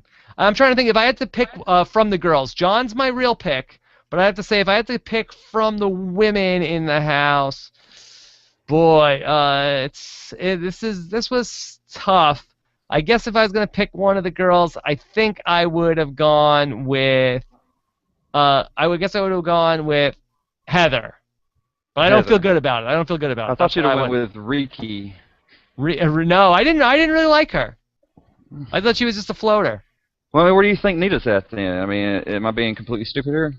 No, I'm not sure about Nita. I'm not sure about her. I feel like she's gonna be good TV, but I feel like I don't know if she's gonna get in the showmance. I don't know if she's gonna be able to win any comps. So I don't know if I'm not seeing the path to the end for her. Oh, that's a glorious path in not winning comps to the end. Yes. Okay. All right. So we're gonna wrap things up. Okay, we got a lot to do next week. Hope you're locked in. I'm gonna post the link here as well for Unhinged Comedy if you want to check that out and see some sketch comedy that my friends are up to on YouTube. Have a great weekend, everybody. Thank you, Brian Lynch.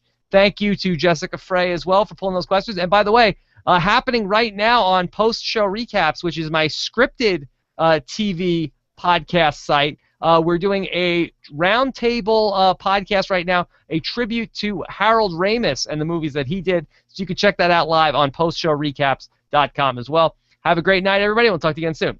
Bye. He says Karen from Big Brother 1 did kind of divorce her husband in the house. Do we count Big Brother 1? Is that canon? Yeah, we can count it, but I'm completely unfamiliar with Brother One. Yeah. I make no excuses. And whatever people 101 says, girls are way better than the guys this season, to be honest. A lot of the guys seem like douchebags. At least that's what they're saying in the comments on Slice. Some of them are self-described. That's right. That's right. Also, only one comment about John on Slice.ca. He's not really capturing the hearts and minds of the Canadians. There's one comment about him, and somebody says, young and from Newfoundland and messy, I think he's in for it. So only one person had anything to say about Party Darty.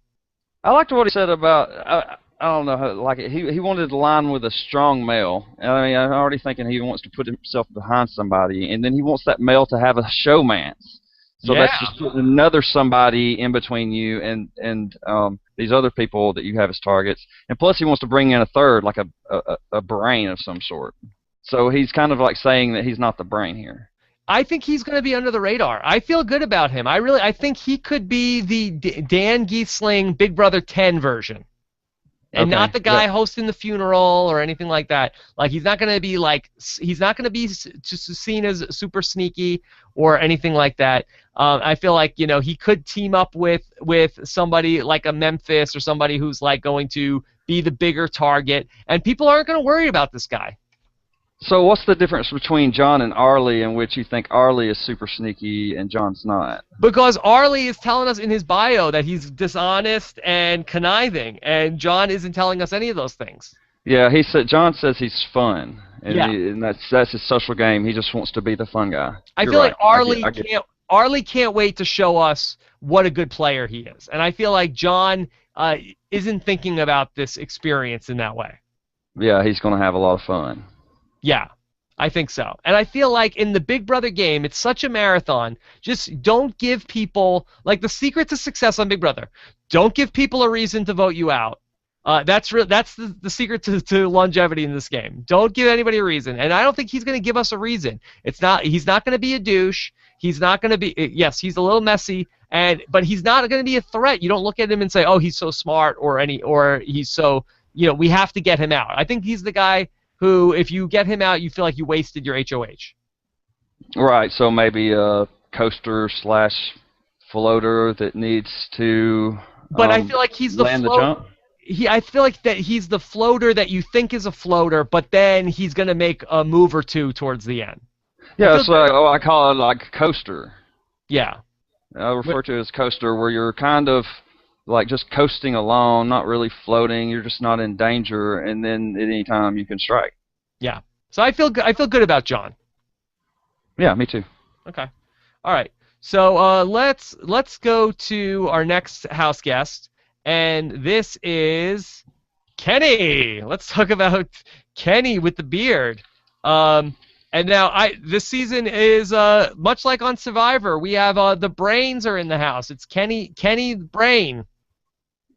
Yeah, and much like Big Brother, the beard's back in the house, right? That's right. So that's actually his name, Kenny Brain. He is 25 years old. He's from Grand Falls, Windsor, and he is a model. And he is ambitious, confident, and intelligent. So there we go. Let's talk a little bit about Kenny Brain. Yeah, this is maybe the token gay guy in the cast. He in his video he said he was going to hide this from his house guests. Now again, he didn't say in his bio, right, that he's gay, but he said in his video that he's gay and he's not going to tell the other people in the house? He said he was going to, no, he didn't come out and say he's gay.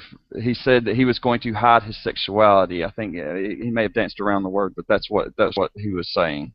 Okay. Do you think if you were hiding something about yourself, do you feel like that is a good strategic decision? No, I think you need to go in and spill everything that can be possibly used to incriminate you later time. I mean, people know. I mean, somehow people know that people are gay. How about this? This is what I think is the good strategy. I think you go into the Big Brother house. You don't tell anybody that you're gay. You don't say you're straight, but you don't say that you're gay. And then in like a one-on-one sort of setting, it's like you have like the moment where you tell people that like, I didn't tell you, but I'm gay. And then they're like, oh, we love you, Kenny. And then people want to bond with you, and you feel like you have like a moment with everybody. What do you think of that, Brian? Yeah, I like that. It's almost you're drawing an ounce of sympathy out of it by expressing a reluctance to share. Like you thought that there might be an issue with it, and it scared you, so you can be sympathized with. And then you have a connection with people because you shared something with them. Like you open your heart to people. People are like, oh, Kenny's a good guy because he felt close enough to tell me his secret. But it's not really. He just is going to tell it to everybody. So I think, yeah. I think that could be good for Kenny. I think you got to hit the ground running with it as soon as possible, though, because if you wait too long, people will start thinking, "Well, why was I the last person?" why did Kenny tell me he's gay? Oh, well, you think I'm the homophobe then? Well, thanks a lot. Yeah. Hold on. This just in from the chat room. Fran Incognito says, "I bet he's bi." Could that make for an interesting showmance situation in the house? It could be. I mean, he didn't say either which way. Oh. So, I mean, if he wants to get a threesome going, I guess he could do that. Oh, that could be a very dicey situation if there's some sort of a showmance or a flirtmance with both a guy and a girl in the house. That could get very messy. I think that's a trimance, right? Is that a trimance? Boy, this guy could be casting gold. We'll see. I mean, I don't know. I don't really expect too much of him. I know people are going crazy over his beard and his vest, but I don't know. I don't know how much I expect of him, Rob. Well, I actually was feeling pretty good about him, and so let's talk this through. Now, you know that typically I am a little anti-hipster. I feel like the beard is a bit of a turn off for me, but then I liked what he was saying in his interview. Yeah, well, you hadn't seen the video one, right? Oh, but I haven't seen the video. He said he had 101 strategies. Yes. And that 90 of them will be worthless, and that the only strategy he mentioned was not telling people that he was gay. Yeah, you don't want 101 strategies. 101 strategies. There aren't 101 strategies to play Big Brother. Stop with that. It's like it's like a brainstorm without a... That's exactly what that is. That's a Kenny brainstorm. Yeah. So anyway, that's why I was down on him, because of the video. I mean, from what he's saying here, it seems like he's an intelligent guy. Yeah. So his biggest pet peeve is messiness, and the people that are late, untidy, and disorganized. It's disrespectful to others. I think I have a bit of OCD, and that's going to be a huge issue in this house because I won't be able to escape people or doing those things. Now, you wouldn't think somebody with the OCD would have this sort of very messy beard. You would think that it would be very hard to keep the beard clean. No, I just don't think the beard looks proportionally right for him. I think he's too small for that big of a bushy beard. You would like to see a smaller beard. I'd like to see it just shaped, really kind of on the bottom. Yeah. So it looks less Treebeardish. Now, C Monkey is correcting me. It's a Canadian beard, not a hipster beard. I didn't know there was a difference. Maybe I need a beard map. Like a redneck mullet? I need like a beard chart, I think. Yeah, I do too, because I don't know what a Canadian beard is. That's good. I know what the Canadian ballet is. What's it? Just ballet in Canada, right? I'll tell you about that after we do the show. So, is anybody else in the house gay that we know of? Is there a possibility of a showmance? This is the only thing I've heard of it. Yeah. About possible gay.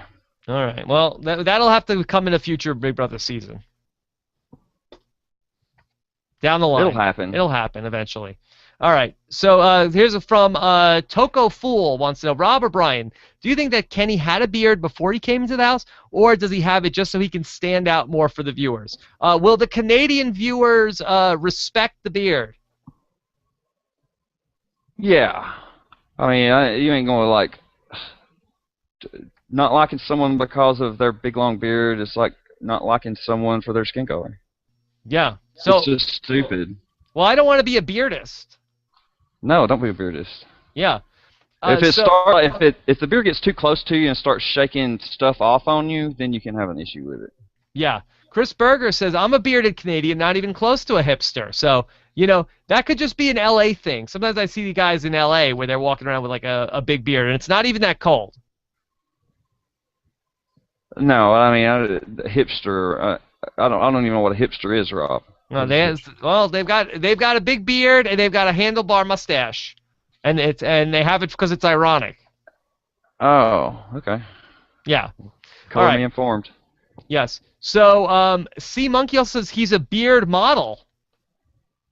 Yeah, somebody sent me a commercial, and it looked just like him in the commercial. Yeah. Okay. I mean, I didn't know if it was him or not, but yeah. Julia Gulia in the chat room says the Canadians love beards, and so there is going to be mad beard love for Kenny. I would imagine so. It's kind of cold. Yeah. Okay. Well, that's good. That'll keep him warm in the house. There you go. Okay, then we had that. Took that question already. So I actually say thumbs up for Kenny. I think he's going to go. I think he makes the merge at least.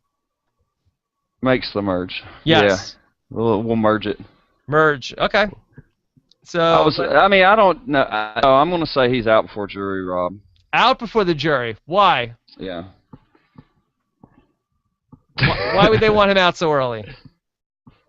I don't know. I mean, you're going to have okay. I feel like there is a brigade type thing lining up, and that people maybe he gets kind of the same Anil treatment, you know, and he just gets railroaded out of the game. He might be the scapegoat in some way. All right. And that scapegoat and not a real goat. There will be no goat in the house. Shit, I don't know. I mean, there was a production designer that said something about a goat because they were showing off the house and they had all these plants on top, and he said something about having to water them and the goat could eat it, and it was all kind of jokish but strange at the same time. I don't even know if the plants are real. So they're playing. I mean, they're not really people being interviewed. They're asking you stuff like, "Who is the mystery house guest?" Well, I don't know. You tell me. You know. By the way, I don't even know if we've talked about this on this show. There is a 15th mystery final house guest, which Brian and I will speculate on in just a bit. Okay, this is from X Prodigy X, who says, boy, Spencer has lost a lot of weight and gotten a Canadian citizenship. There you go. That's funny. Yeah, he crashed his train through the border. Yeah, there you go. How about then... okay, this is also from X Prodigy X. He says that in the Meet Kenny Brain video on Slice, he said something about his sexuality, which as everyone is saying that he is the gay person of the season, but Greek Prodigy is not. He cannot confirm that. So right. We don't know. And again, it's always a dicey thing to try to speculate on. We don't know for sure.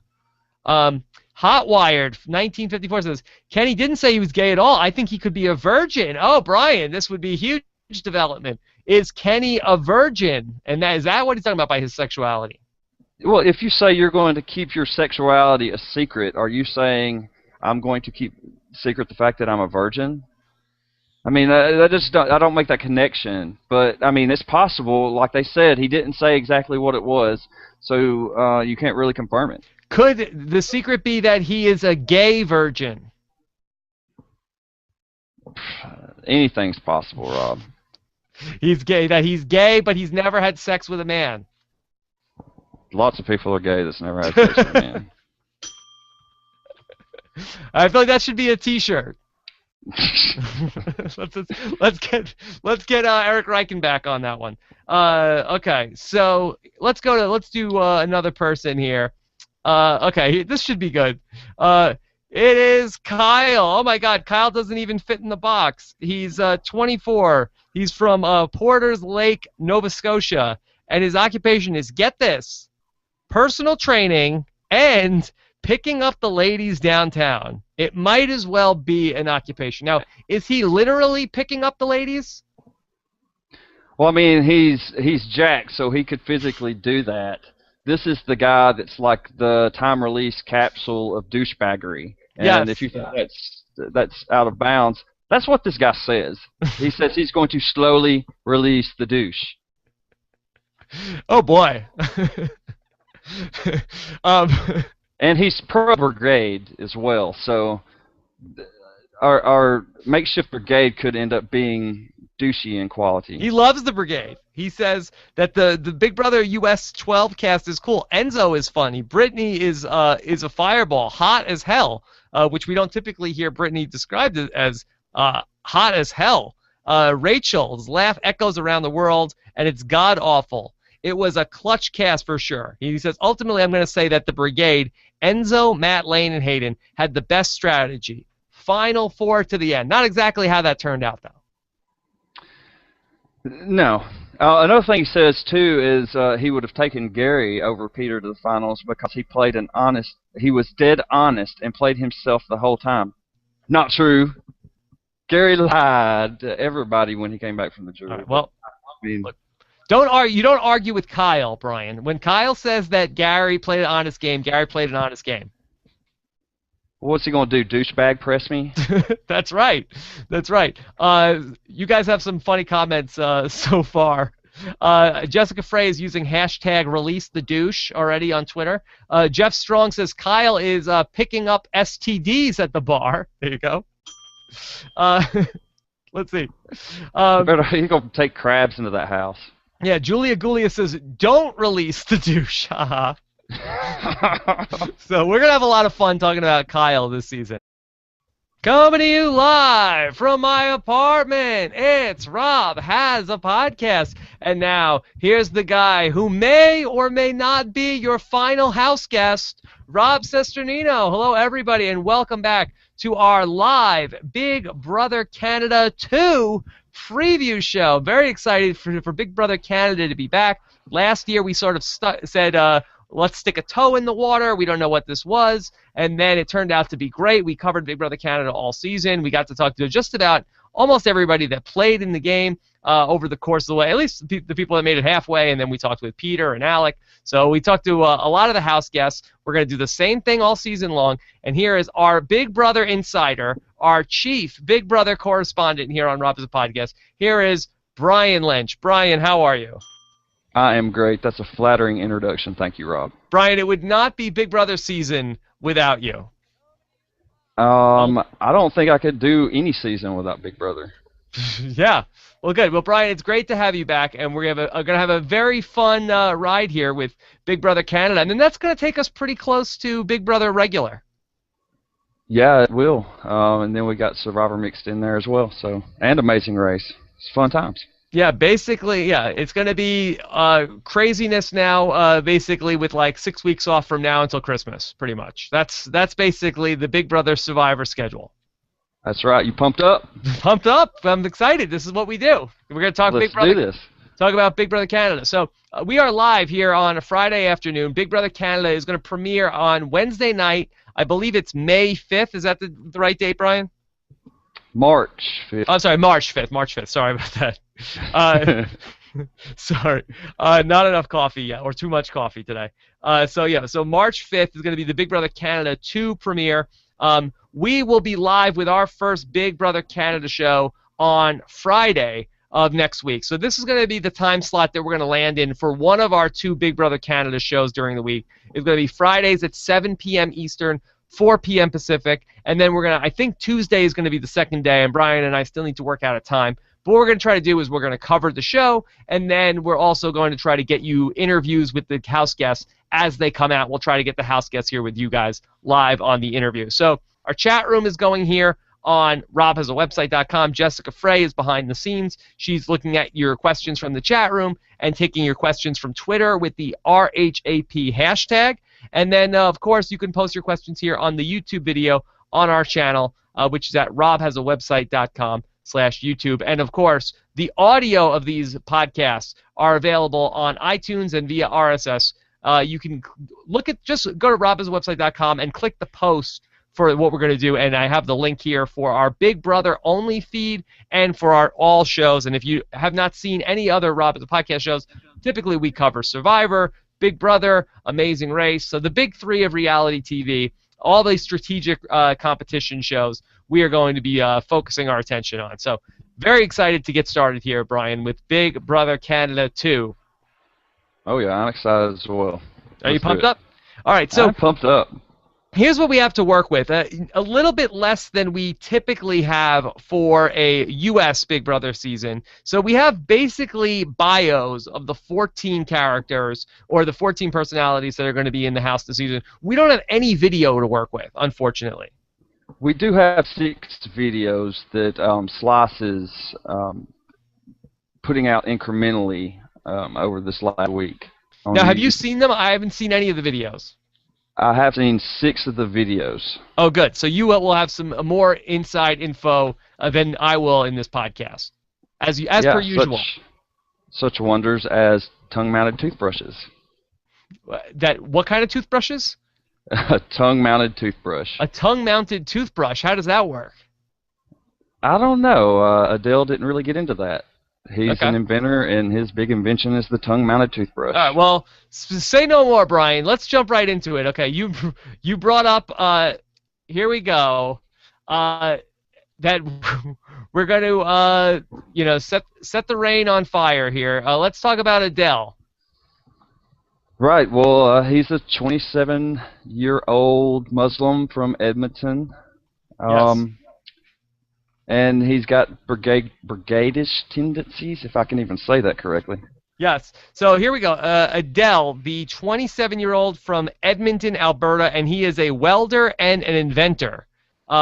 So, what's your take here on Adele? Actually, you know what I should do? Let me give you some highlights from the bio, and then we'll break them down for each person. Okay? Right. That sounds good.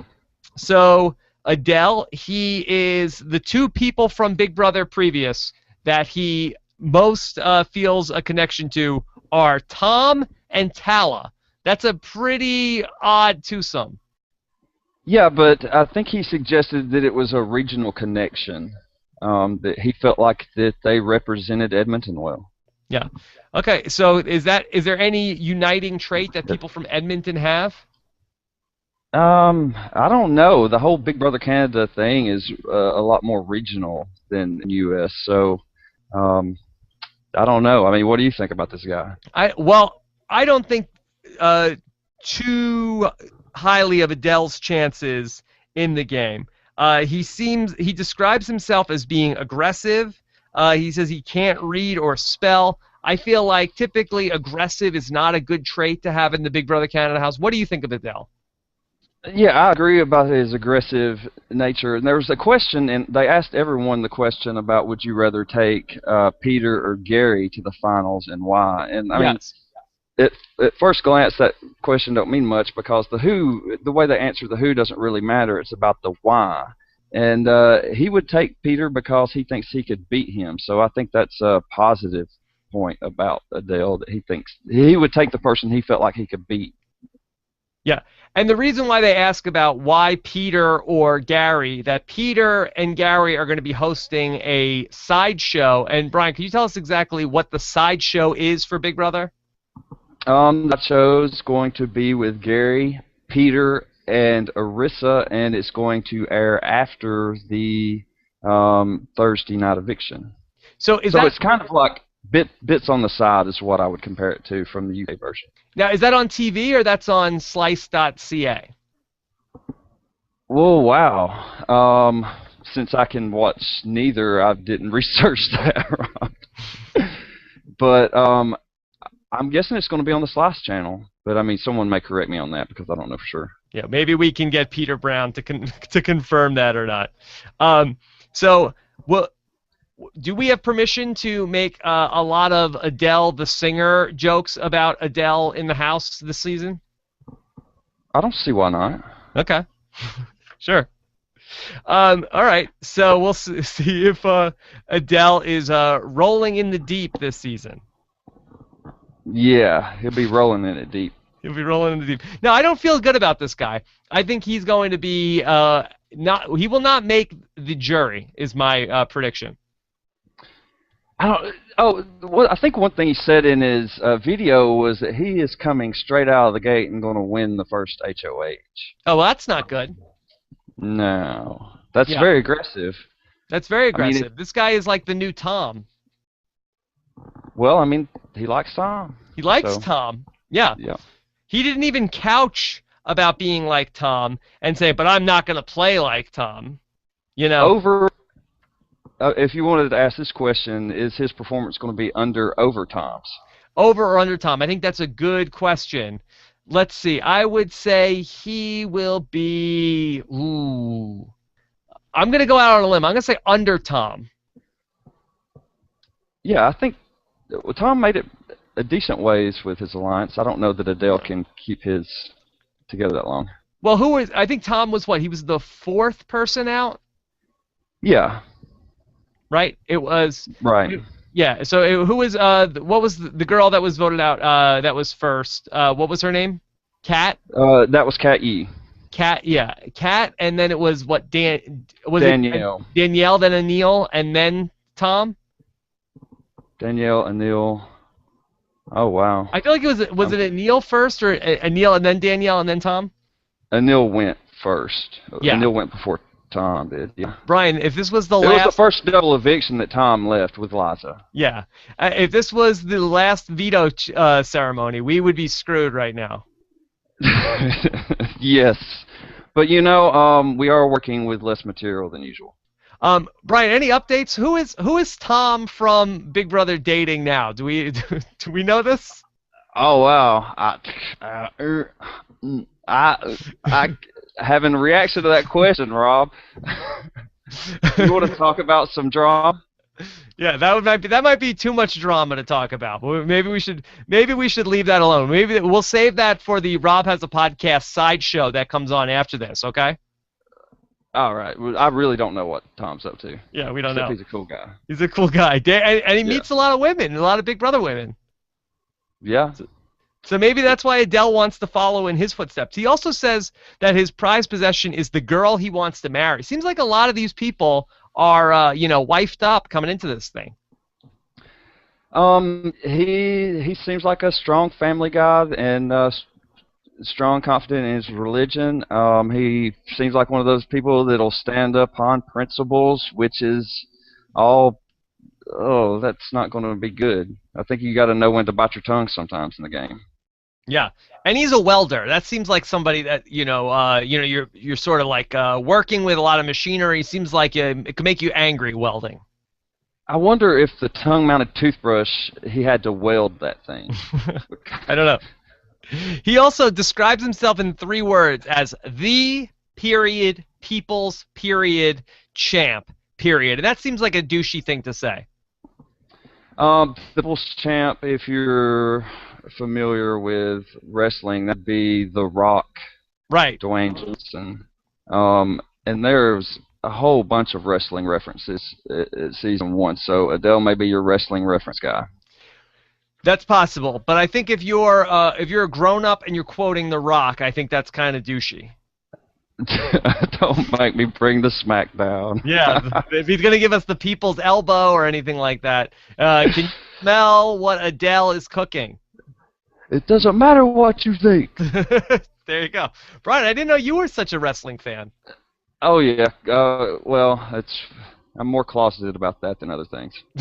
Yeah, that's something you keep closeted. So. All right, so I say thumbs down on Adele. I think he's out soon.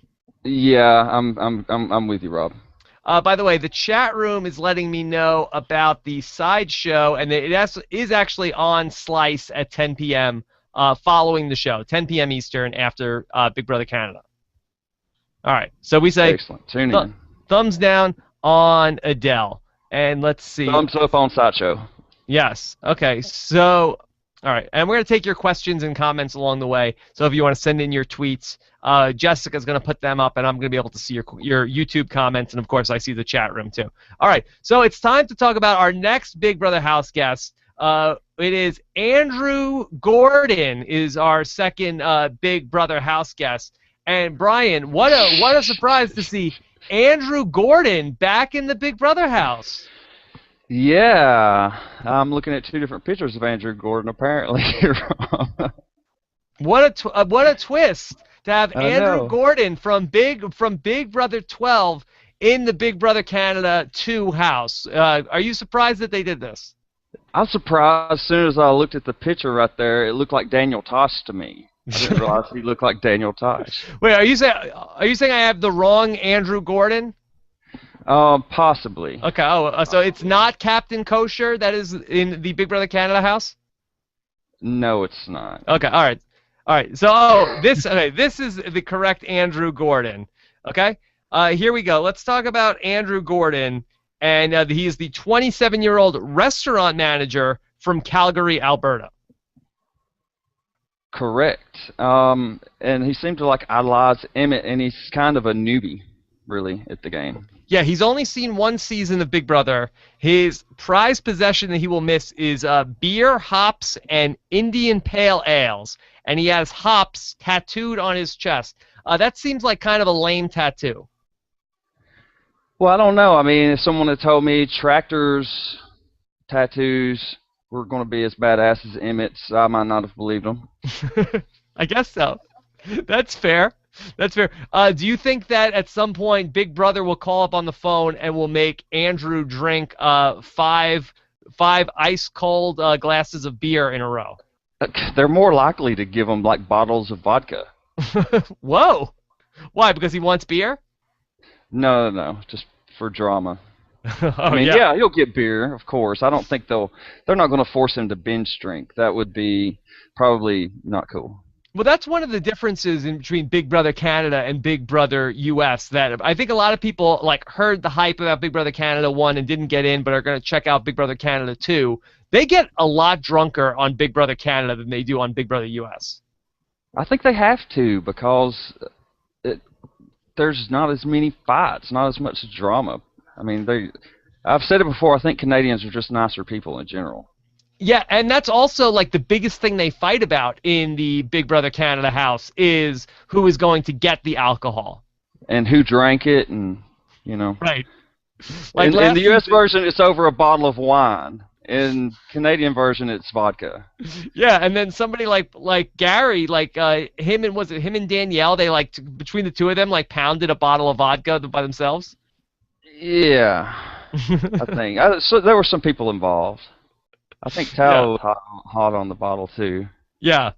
All right. So let's talk about your perception of the. Now, is this the Andrew Gordon that sucks, or is this the Andrew Gordon that doesn't suck? Well, I mean, it doesn't look promising that he doesn't know much about the game. He said, I don't know, that he would take Gary because he's way more fun to hang out with than Peter. I mean, I felt like that. I felt like a lot of the house guests kind of slammed Peter Brown in their responses. I feel like most people, even if they either said oh, I would pick Gary because he was much more fun than Peter was, or they say, oh, I would pick Peter because nobody likes him.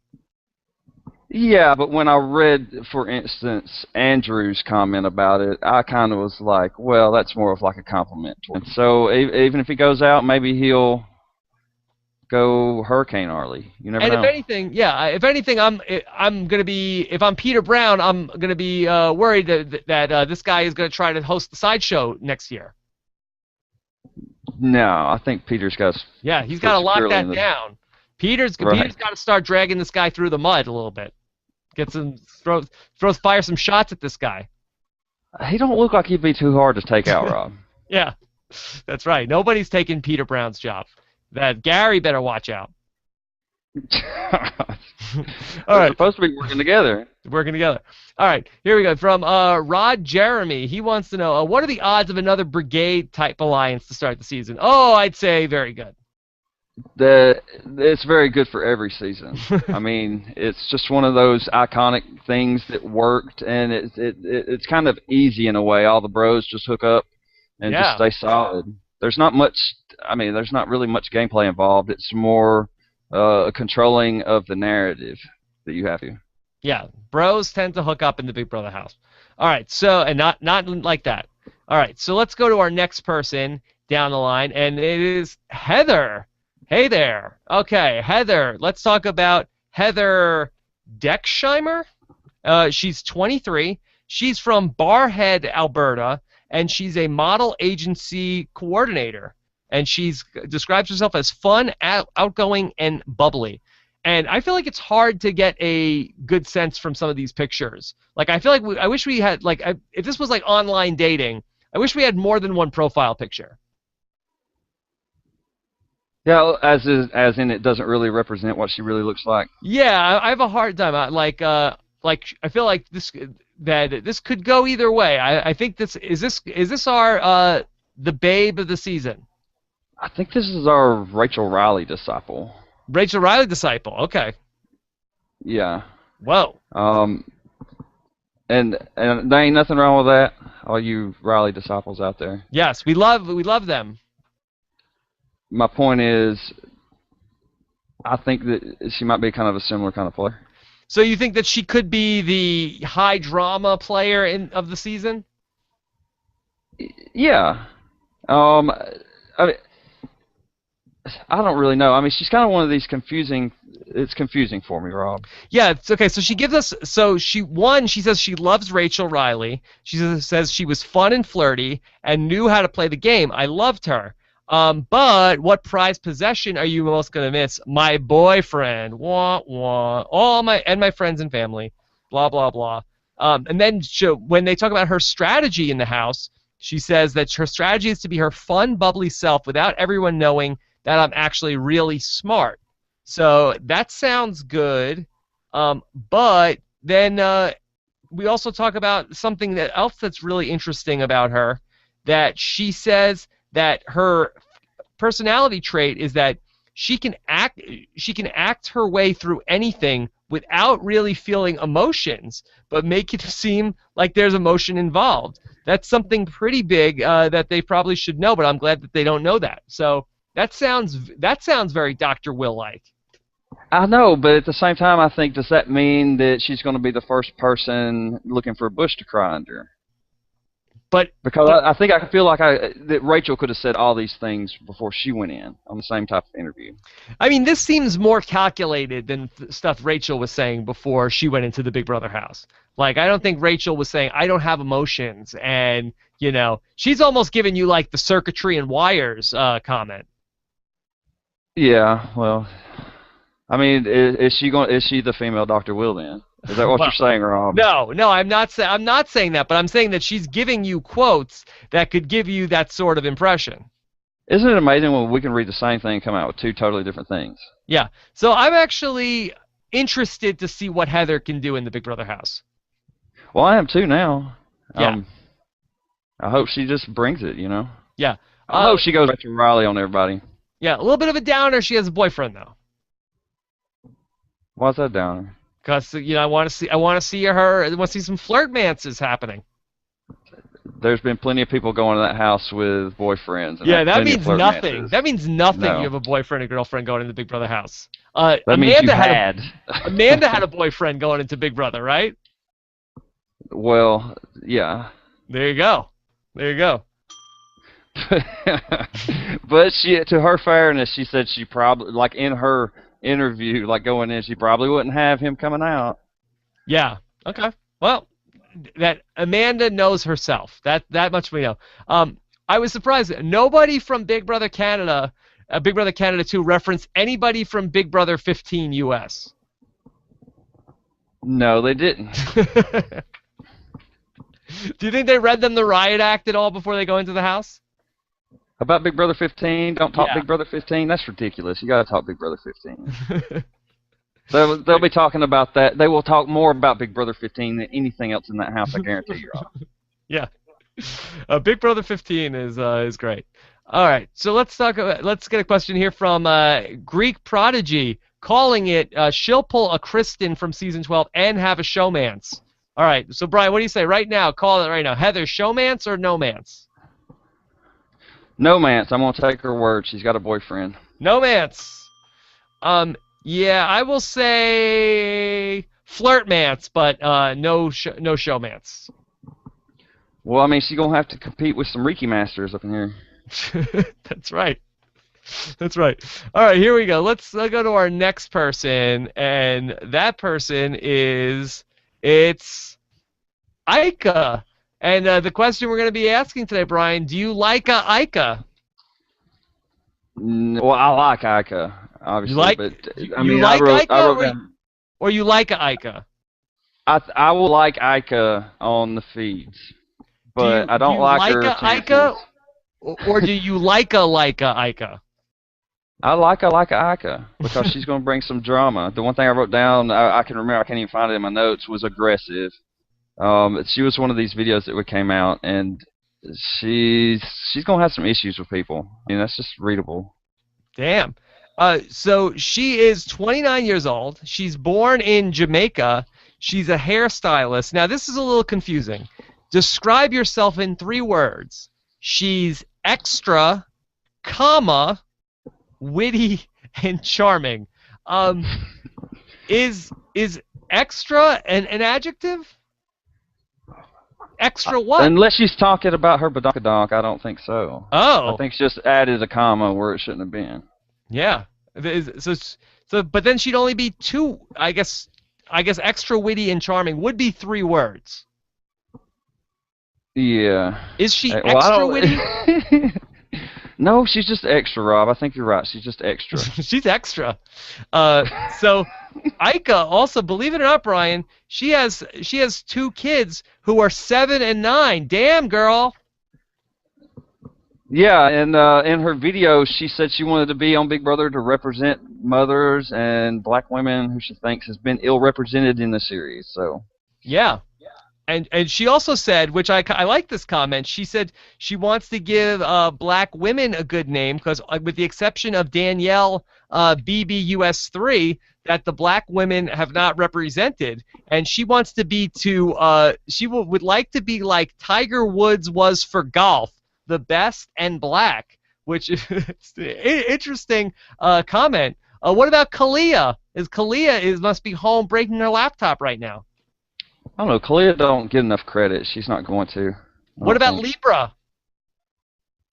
Libra's not going to get as much credit as Kalia, I don't think. What about Jody? Jody, poor thing, lasted all of like 15 seconds. Didn't Yeah. even get a key. So. What about Monica? It's on with Yeah, Ica she now. brought it. She Yeah, brought and it. she could have won season 2. I mean, she was that strong. Yeah. So Ica is going to be picking a fight. Yeah, I would if I was her, I wouldn't go against that. Yeah, I wouldn't bring that noise. Okay. Not Yeah. on Sunday morning, Rob. Yeah, that's right. Okay. So Silver Scorpio says Ica looks like Topaz without the green eyes. Do you think that does Ica and Topaz look similar? They do look a little similar. I mean, they've big, beautiful smile, big eyes, Yeah. big, beautiful eyes. I mean, I don't remember. Topaz had green eyes, right? I guess if she has a green dress, Ica. I mean, they look a little similar, but I mean, not really. I can tell them apart. Okay. So here's Ica. So I actually felt kind of good about her, but now you're talking me down.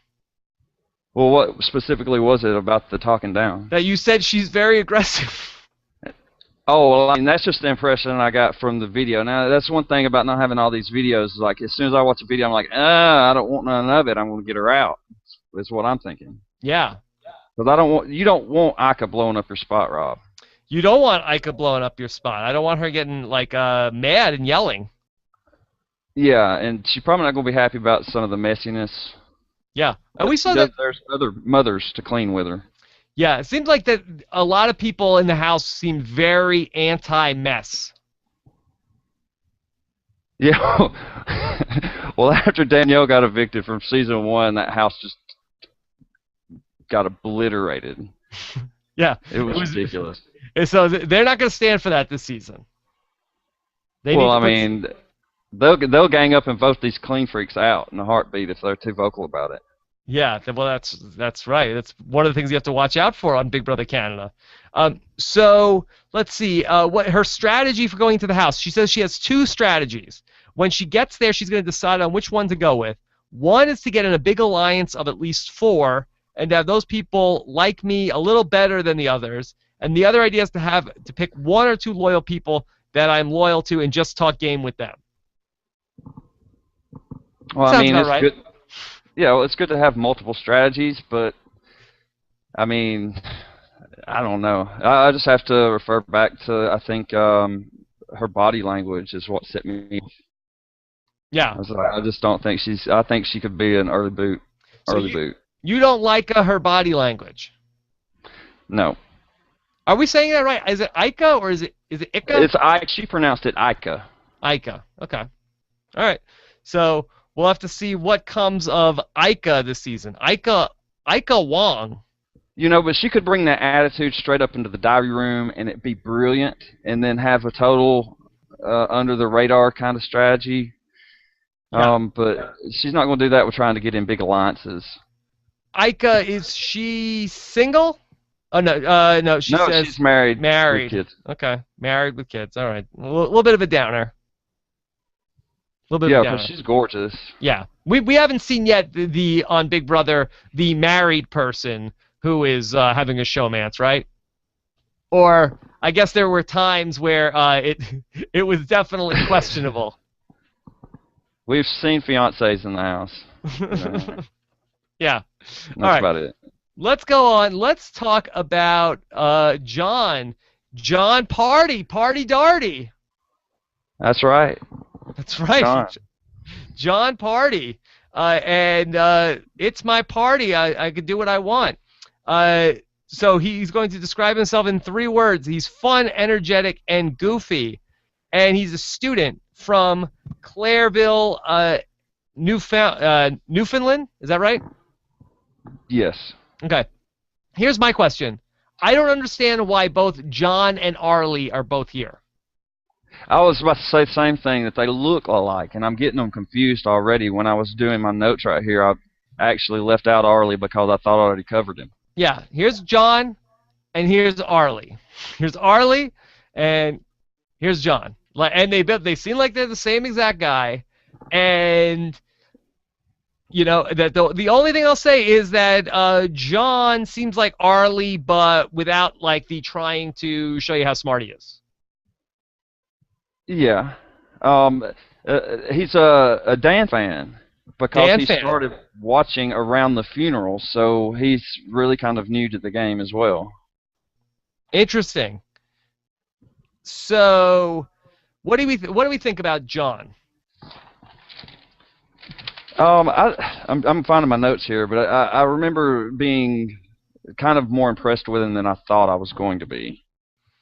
Yeah, I am impressed with John as well because I feel like that the things that I'm worried about with Arlie, I feel like John doesn't have, and so I feel like that John could be like the Dan Giesling 1.0, where I feel like Arlie really wants to be Dan Giesling 2.0. Yeah, some of the things he said was that he's here to enjoy the game. Yeah. And that's one of the things I look for. I want to see someone enjoying their game. I don't want a lap dance from somebody with that don't have a smile on their face. That's right. Like I feel like if you could be John and show up in the house and just be like, oh, the aw shucks guy, and just be sort of like the nice person who's there. But then as soon as you do anything sneaky, then people are onto you. And I'm worried about that more about that with Arlie than I am with John. I mean, are they going to align? I don't know. I kind of feel like they're going to align just because of similarities here. They're either gonna align or they're gonna hate each other. Oh yeah, well that's possible too. Like Yeah. the blonde effect. Yeah. So I'm not exactly sure. They both have a lot of respect for Dan Giesling. Oh Could yeah, that unite them? It could, but a lot of people have respect for Dan Gheesling. Yeah, I he's do. I'm also. one of them. What's that? You're one of them? I'm one of the people. Yeah. Sure, everybody does. You got to. Game respects game, Brian. Yeah, and Dan's badass. That's right. So Literally. that's right. So if you could warn the fellow house guests about one of your character traits, what would it be? He says, I'm probably not the tidiest guy, so I guess living in a house with me for a few months could get a little frustrating. Uh-oh. Messy alert. Yeah, so you're like, oh, is he gonna have problems with the moms? And I'm at the same time, I'm thinking, well, I mean, can they not just turn around and mother him? Yeah, Pick I up don't the know. stuff for him and just let it go on, because that's probably like the default way of going about things. If you can't stay in a house that's messy, just clean it up and keep your mouth shut. That's right. Let's go to a comment here from Matt Forson. So X Prodigy X says Jesse Goddard's. I want to know, is he Big Brother Canada's answer to Jesse Goddard's or Big Brother Canada's answer to Frank from Opposite Worlds? Oh, like Jesse and Frank put him to like shame. Yeah. I mean, his guns are pretty big, but I don't know. I mean, I don't see the beast mode in him like Frank. It's a different game, number one. Yeah. Also, wow, Tom and Jesse look like they had a child together with Kyle. What do you think? Is Kyle the love child of Tom and Jesse? Jesse Kowalski? No, Jesse Goddard's. Oh, just Jesse Claus. I can't have babies, wrong. Stop. That's so stupid. Yeah, kind of. Yeah, you could say that. I mean, dude's jacked. He's just jacked. Yeah, all of his answers are pretty much gold on the Slice website. What's your prized possession? He says, my friends, we get together with drinks every weekend and hit the clubs, booze and friends. None of this tearjerker family stuff. I'm not gonna say that. What is he gonna miss least? He living in his mom's basement, of course. There's no privacy there. It's like Shawshank Redemption down there. My life in the Big Brother is the Big Brother house already. I'm always being watched at home. Now I just won't get yelled at for leaving the lights on. People think I'm joking, but I'm not. Okay? Well, I'll give him this. He may have less transitional issues then. Yeah. Do you think that Because Morgan? Do you think that Morgan Go ahead. Freeman is narrating Kyle's life in the basement? There goes No. Kyle. Yeah. He's heading Kyle to the Dufresne. bar. Yeah, Kyle Dufresne. He was heading to the bar again to go pick up the ladies, but this time he was picking up gonorrhea. Brain versus Brawn. What challenge, physical or mental, do you fear most? He says, Brain. What do I look like here, an astronaut? I don't even know where my boxers are right now. Hold up, bro. He doesn't know where his boxers are right now?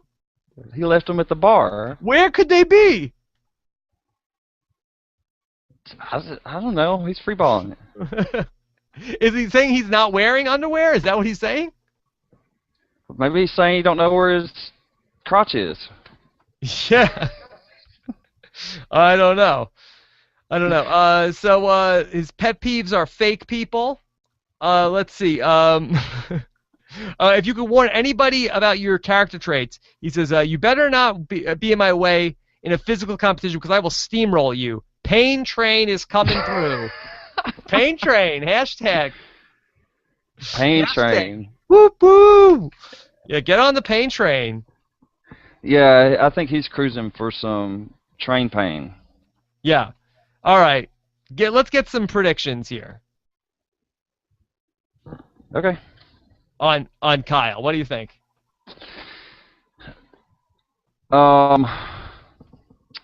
Yeah, I'm just gonna say pre-jury boot. I know I'm putting enough of these brigadish people pre-jury boot, and if they coalesce and go, they could all end up like later in the game. But I just don't see that kind of alliance holding together with possible douchebaggery that could be afoot. Yeah. This guy never goes far in the Big Brother house. I mean, I feel like the best you could say is Jesse 2.0, the season that he sort of came back and sort of like got low key. But first time around, I feel like this guy's out first 3 weeks. Yeah, I have to defend Jesse a little bit here. I mean, he got voted out twice because of Americans' vote.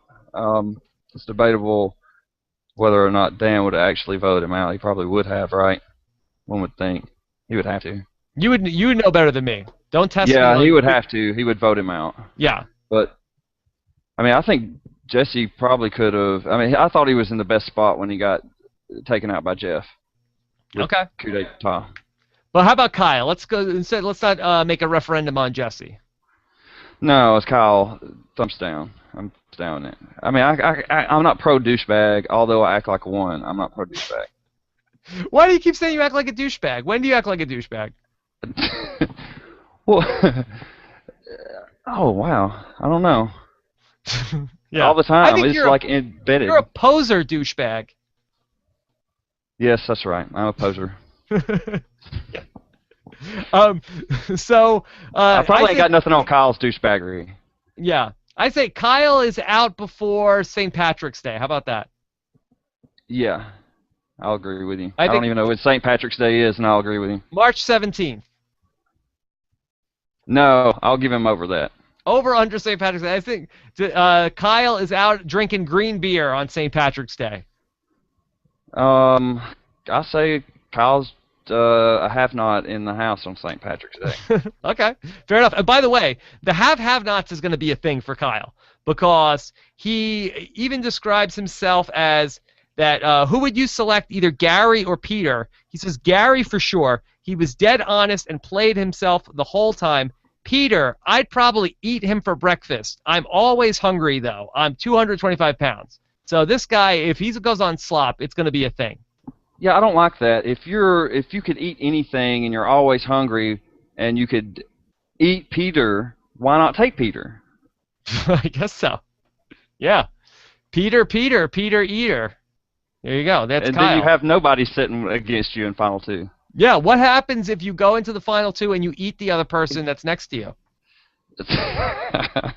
Like, ladies and gentlemen of the jury, I ate my competition, literally. My competition. Thank you very much. Yes, my competition is now a floater in the HOH bathroom. Got a problem with that? Yes, that's right. That's right. I ate my way to the top here. This is from the great Hamster Watch wants to know. Kyle isn't Jesse or Frank. He's David Girton in his mama's basement. Oh no. Oh no. Is he David Girton? Well, I haven't seen any pictures of him like nude stuffing his junk in really small buckets yet. Yeah, is he going to be Girtoning in the house at any point? I don't know. I mean, if he goes full Girton planking, it's going to be a scene. Yeah. Okay. So we'll see. We'll see with Kyle. I say out in the first three. Brian feels a little better about Kyle than I do. Yeah, but still pre-jury. Yeah. Dude. All right. So we are about halfway through the alphabet. I want to take a minute here and talk to you guys about a sponsor of this podcast. We're about an hour in, so I want to thank my sponsor for this podcast here today. This sponsor is another YouTube channel that's just getting off the ground. It's called Unhinged Comedy, and these guys are friends of mine that I've actually worked with for a long time. That since I've been out in LA, and they're starting off a new YouTube channel, which is sort of a comedy troupe, which is going to be making. We've been talking a lot about bros here. Bros, hopefully not like Kyle. Maybe more like an Arlie. These are a couple of guys, Colin and Sam, who have kicked off a new YouTube channel. Going to be making funny, trying to make viral videos on their new comedy channel, Unhinged Comedy. I'm going to have a link up in the annotations for those of you guys who are watching in the archives. And so if you want to check out their sketch comedy video, the video that I'm going to link to is they did a photo shoot. Brian, did you hear that they were doing something with Barbie in the Sports Illustrated swimsuit edition? I did see that. Yeah. So what they did was, the idea for this sketch was they did the photo shoot as if they were actually shooting a photo shoot with Barbie, and Barbie was actually kind of a diva in the house or in the photo shoot. And much like in Big Brother Canada, Barbie is like getting wasted and like bossing them around. And so they're trying to manage a photo shoot dealing with Barbie for these, allegedly as the two guys who shot Barbie for the Sports Illustrated swimsuit edition. I saw some kind of interview where some of the people involved in that was talking about how great it was to work with Barbie, and I'm like, yeah. Yeah. Well, okay. Well, that's what the sketch that they did is supposed to be. So that's unhinged comedy. So if you want to check that out, if you're interested in YouTube sketch comedy groups, check that out. I'll post the link and give it a shot. And if you want to subscribe, let them know that RHAP sent you over there, and I'll post the link again at the end of the show, and it'll be in the show notes as well. All right. So let's jump back to Big Brother here, Brian. So let's go after Kyle. Let's go to next after Kyle is it Nita or is it Netta? I'd say Netta, but I I want don't to know. say Nita. You Nita? say Nita, I say Netta. You need a me on that wall. There you go. Okay. So let me know what you need. Okay, from Nita Kalantar. Okay, she's from Vancouver, and she's a freelance fashion stylist. What is a freelance fashion stylist? Just like self-employed? Self-employed, I guess. You know, she doesn't work for a company. She's sort of like a freelancer. Yeah, I went through everyone first, but I remembered something that somebody said, and I had to go back and find it because I just thought it was awesome. And there were, it was the brain versus brawn. Which challenges, physical, mental, do you fear the most? She was like, I don't fear any challenges. I don't plan on winning any challenges. And Okay. I just thought that was great. Don't win challenges, no reason to get you voted out. Yeah, I had a hard time getting a read on Nita. That's good though, right? That's kind of what we want. Someone that's hard to get a read on, that seems very likable, and that has their head in the game. Yeah, I feel like that's probably a better thing, even though you say, oh, this person's probably a non-entity, but they're not doing anything that's making me say, oh, they're gonna get voted off right away. Right. I mean, she's also said that she really likes Brittany because of the diary rooms, but she's not going to go out on a limb and say she was the best player. Yeah. I feel like this is a little bit of a contradiction, too. She said, what's your biggest pet peeve about other people? She says, people without manners, people who don't say please and thank you, people who burp or fart out loud. Guess what, Nita? Welcome to Big Brother. Yeah. You know? Yeah. You're But lucky then, if you don't get farted on. yeah, that's right. But then they say, if you could warn other house guests about one of your character traits, what would it be? She says, don't be offended by the blunt things I say. Don't take what I say to heart. I really don't have the best filter. So she doesn't have a filter. She's blunt, but she hates if you don't have manners. So is she just says whatever she thinks, but she says it in a polite way? I think she'll be one of these people that realizes that she can't be like that and corrects herself along the way. Yeah. You can't be uptight in the Big Brother house. You're going to live in a house with 14 people. One of them is Kyle. Like, it's not going to go well if you're going to be uptight about manners and farting. Yeah, you can be blunt, but you have to be able to neutralize it with humor in a way. Yeah. Blunt is not a great trait for the Big Brother house either. Well, it's all in packaging, really. Yeah. But, I think blunt, and I think that, like, you know what you should do? Like, you don't need that in the Big Brother house. No. But No. you got to yeah, exactly. You can't do that. So I feel like I'm actually talking myself out of Anita. I feel like she's going to be a little too opinionated. I don't know. She'll make jury just because she's not going to win anything. It don't matter what you're going to do. If someone doesn't fear that you can win a challenge and get them voted out, they're not going to go at you before jury. Yeah. I mean, they could. All right. But Let's take a question here. This is from Seema. Seema says, you may have already talked about this, but do you all feel that this cast is so similar to last year? I mean, they even casted another Persian girl. What do you think? Did they sit there and try to find, okay, is this supposed to be the Tala of this season? No, I don't think so. I mean, I think no matter what season it is, you're going to be able to draw connections because people are fans. They love certain people. They obviously try to model certain strategies after certain players, and that's just the way it goes. Yeah, just about every Big Brother season is the same. You could compare this season to, Big Brother US seasons and whatever. There's going to be similarities. So, no, I don't think it's overly similar to Big Brother Canada 1. Let's see. Okay, let's go back to Nita. Yeah, I don't feel great about her. I could see her being like early after the merge. Yeah. Yeah. The problem with having someone like Nita along for the ride is they get to a point and then they control the game, right? Because everybody else is fighting and then they really haven't done anything. And Yeah. then they're the swing vote. Okay. She also is a big fan of Brittany BB12. Right. Okay. So So, I think she might have something for us in the DR. yeah.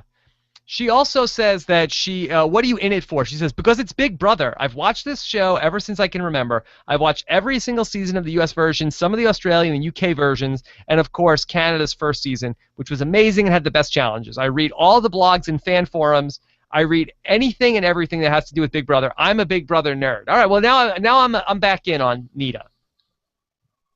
You know, it's Does she have an you I gotta. Heart Big Brother Nerds t-shirt? I mean, I haven't seen one, but I mean, if you love the game, I love you. Okay, there you go. So, I say, I say, all right, I'm back in on Nita. I'll say she makes it a couple people past jury. Okay, we're kind of right in the same place. Yeah, Keith Dixon is getting on me in the chat room. I guess I said merge before. You know what I mean? Merge equals jury. Yeah. Yeah, everybody knows that. All right, let's go. Let's go to the next person, which is it's Paul. And Paul is the old guy this season. Paul Jackson. He's 43. He's born in Cape Town, South Africa, but he lives in Toronto. He's a consultant. He's a motivational speaker, and he's analytical, funny, and creative. Is he? Does he have a video, Brian? Is Paul funny? I haven't seen that. His video hasn't come out yet. I mean, it could have come out while we were talking. The biggest thing I've got to talk about, Paul, is he's pro Chilltown. Yes. Well, that's good. That we always want pro Chilltown. Yes. Yeah. He says that who is your Big Brother idol? He says it has to be Chilltown. Yeah, he don't pick one person. He just says Chilltown because Chilltown is one entity. Yes, and they gelled. He says. Right. Yeah. I mean, I kind of like this. I mean, to have a motivational speaker in the house. Maybe he's a guy that can rally people to a cause. Yeah. That I'm trying to might think, draw though, some attention though. in recent history, the person who's the oldest house guest, how does that go for them? It usually doesn't go well. Yeah. George Peter. Yeah. Okay. So I actually feel kind of good about Andrew, even though I feel like he does not really know the game too well. So why is that? I just feel like he seems to me kind of like an Emmett, like who he seems to idolize, or a Hayden, just like a guy who's going to be pretty chill. He works in the restaurant industry, and I feel like that's a good thing for me because you have to be a people person. I feel like to work in restaurants, you have to get to know everybody. There's a lot of like making small talk and socializing. So I feel like he's going to be somebody who is going to be not super aggressive, not one of these people that's overplaying the game. Because I think the people that really know the show too well, sometimes I think they get caught up in, too hard, too fast. Right, and they do. I mean, I think about him applying his management skills to the game, and that could come off wrong, if you're trying to organize something. But if he's wanting to lay back, he might be able to go for it. There's nothing written in stone saying you have to know this game to win. We've seen it over and over and over. People that come in and just have the right skill set can get the job done, and he could be one of those guys. By the way, one of the things I want to talk about on the Slice website, where all these bios, slice.ca, you can read the bios. There's like a comment section, and seemingly like there's a lot of like hearsay about these people. That if you read the comments, there's a lot of like, oh, I know a friend who knows this guy, and he's an a-hole, or it's like, there's one of them is like, oh yeah, he beat up a friend of my son. So there's a lot of like people alleging certain like things, like people that seem to know these people have gone on the comments, and almost everybody's like, I know this person and blah blah blah. Right. Well, it's hearsay and inadmissible for our purposes. So you don't want to hear you don't want to hear any comments in this podcast. Well, I mean, I can hear the comments. I can listen to them, but I'm gonna shoot them down for what they are. Yeah. Okay, well let me see. I'm just going back. I'm going back to Adele. I don't see, nobody seems to personally know Adele, but somebody claims in the comments to know Andrew, and I hear from a very close source and a son of mine that he's a complete douche. So that's what somebody's saying in the comments. Well, I mean, I think what I said earlier kind of could be repeated. I mean, I've got Yeah. another candidate for douchebaggery, though. Yeah. But I feel good about Andrew, even though somebody says that they know somebody who says he's a douche. Thank God I'm not on this show because I know what people write in the comments that I get to read. I can only imagine if I was locked away in a house for 3 months what people would write in the comments. Well, I mean, I'm a douche too, so I mean, maybe he is a good guy or a Yeah. bad guy or So whatever you. what's your prediction on Andrew Gordon?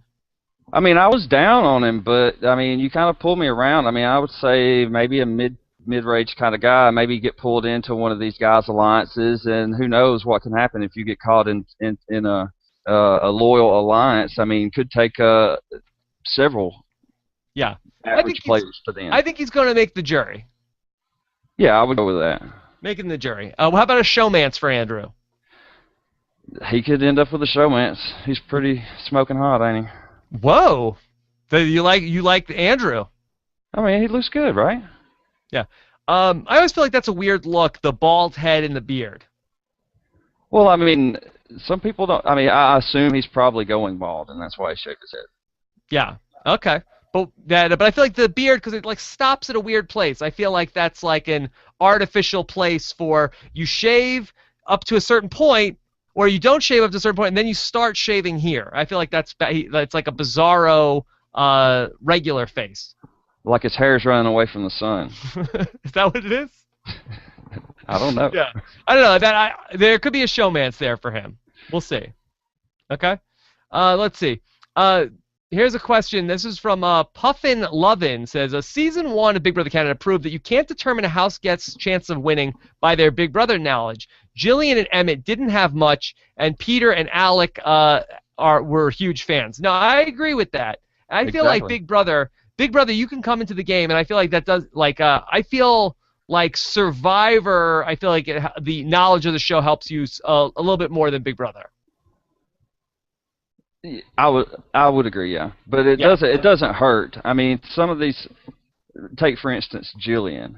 Jillian come into the game. If she come into the game now, oh my God, I wouldn't even go after her.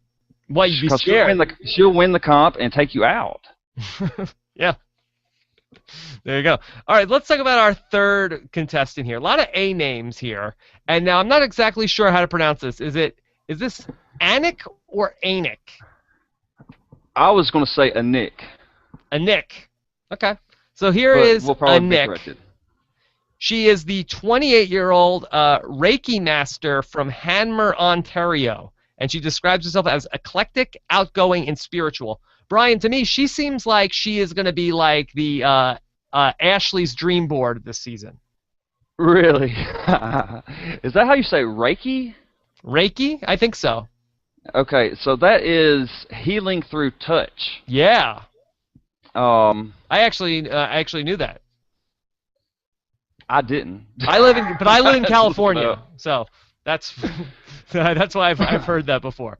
So yeah, so she just seems like she's gonna be very like ethereal and very like head in the clouds. I don't. I'm gonna have to differ with you there because just because of her, she mentions Dr. Will as her favorite Big Brother idol, I think they and all mentioned Dr. Will was their idol.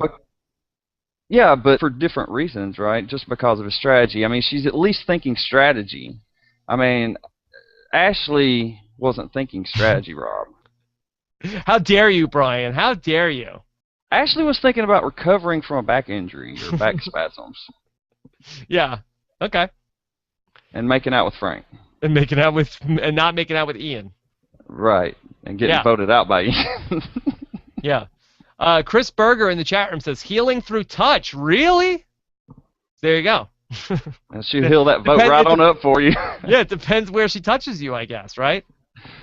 Yeah, I don't think she's going to be extremely sexual with her touches. I mean, maybe she will be. I mean, maybe she'll be rubbing people down all the time. Yeah. No, I didn't get a sense from any of the contestants that they were like, "Hey, I'm gonna get in there, and I can't wait to, get it on with one of the contestants." Right, getting things loosened up. Whoa. Yeah. Get my Reiki on. Okay. So Brian, you sound high on a Nick. I do, because everybody likes rubbings, Rob. Is that? So That's you feel like simply. I'm going at least jury, because I mean a lot of these people think jury, like, I want certain people in the jury so for fun or whatever, and you'd want somebody to rub your back in the jury, wouldn't you? I don't know. Last season, didn't Alec have the magic touch when he was Ricardo?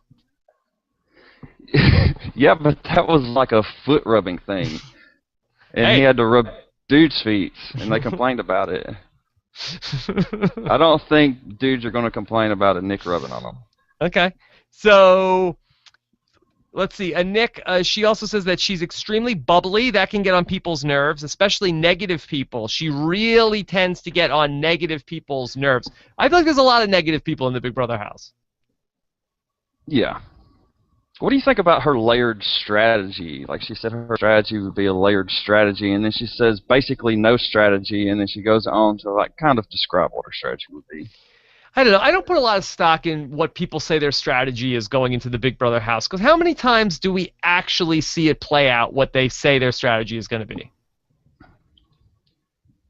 Ian wrote it down on a piece of paper and put it in a suitcase, and it came exactly true. There's only one Ian Terry. Well, that's true. And Nick is not Ian Terry either. I feel like Nick's kind of got like a yoga type focus. That's just the sense I'm getting. So okay. I think that's probably why I'm a little bit higher on her. Ex-Greek Prodigy says, a Nick is the Tala of this season. Yeah. Well, go ahead and break Tyler's lap dance record, Nick. Dare you. There you go. All right, so I kind of feel like she's could be a bit of a floater here also, Brian.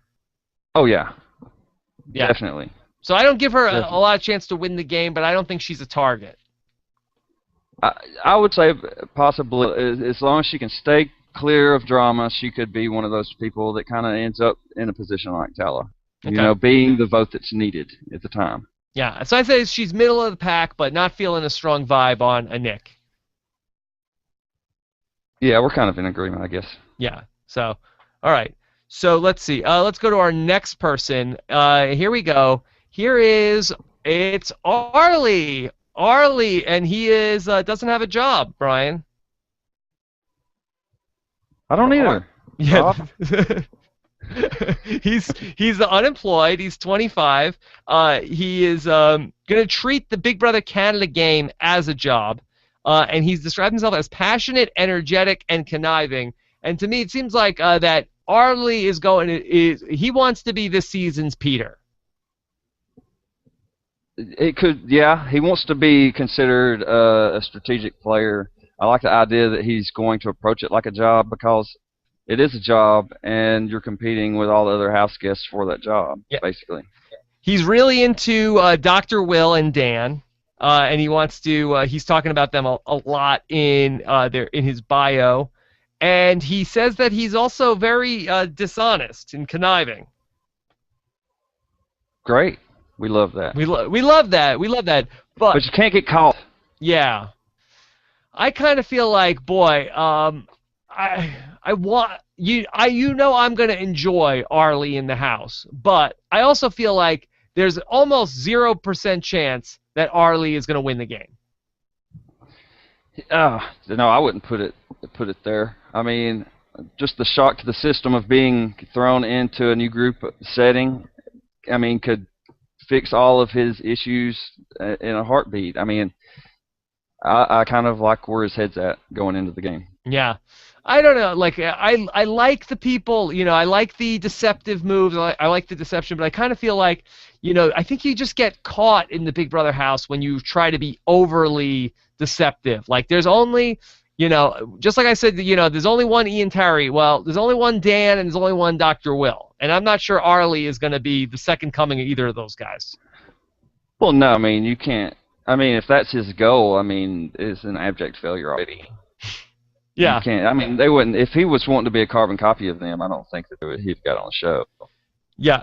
So he's also a Big Brother super fan, and he really, this is a lifelong dream for him to be able to to go there. And I see 8 minutes ago, Cole Phelps wrote a comment. I heard from a friend of a friend that knows my cousin. He's a jerk. Hashtag RHAP. So kudos, kudos to Cole Phelps for getting out in front of that one. Good job. Bravo. Bravo. Good job.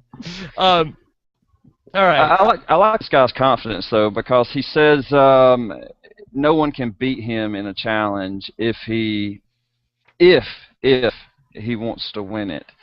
But at the same time, I kind of feel like he might be one of these guys that's in the diary room saying he threw all these competitions when he obviously was trying to win them. Yeah. I mean, look at Arlie. I mean, he's are you telling me that he could win any competition? Yes. If he wanted to win them, come on, stop. Well, not any. Yeah, right. Any competition. Yeah, you're right. Is absolutely right, Rob. Now, that's one of my pet peeves of, I could have won that if I wanted to, but I was throwing the competitions. Right. Well, I don't like that either. That's one of my Big Brother pet peeves. So, I think what it means is they're lying to you in the diary room. Yes. And that pisses me off. Oh, well, we don't like that. We don't like. Yeah, you get to be dishonest to the other people in the house, not dishonest to us. We don't appreciate that. Right. That's right.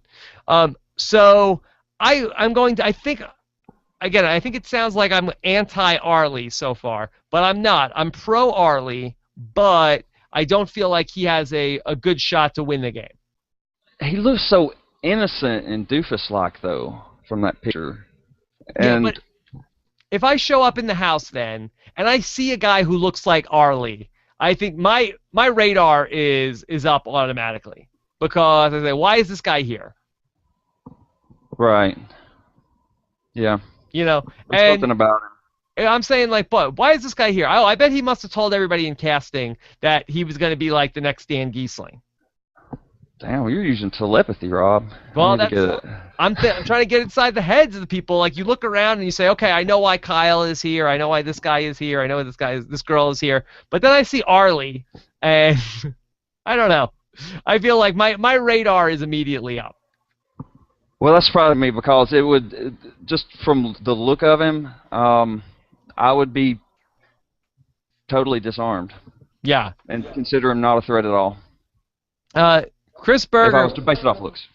Chris Berger wants to know, is there any chance I can ask Rob for an old-time Peter Brown impression? I miss those. I really don't. Like, I got to work on that beforehand. Maybe I need to watch some of these sideshows before I can do Peter Brown. Yeah, Peter's got a way of saying things, Rob. Yeah, I gotta go and watch some YouTube clips before I go jump back into that. So I think Arlie is gonna be fun. I'm gonna be a fan, but I just feel like he can't wait to get in the house and show us how smart he is, and I feel like that's bad. Well, possibly a week one kind of blunder then. I mean, we've seen good players, like we've talked about Ian, go in and have week one issues and have to come out swinging right off the bat. It could be. I guarantee you, at some point, you and I are going to be having a conversation with Arlie, and we're going to have a very fun time, and it's going to be a great podcast. But that podcast is not going to come like in the first week of May when we're congratulating him on all the furniture he's about to get at the Brick. Okay, I'll go along with that, Rob. Yeah. All right. He's going to be, I bet his upside is Peter Brown. Well, I think there's an entertainment coming from Arlie. So, yeah. And he's a super fan.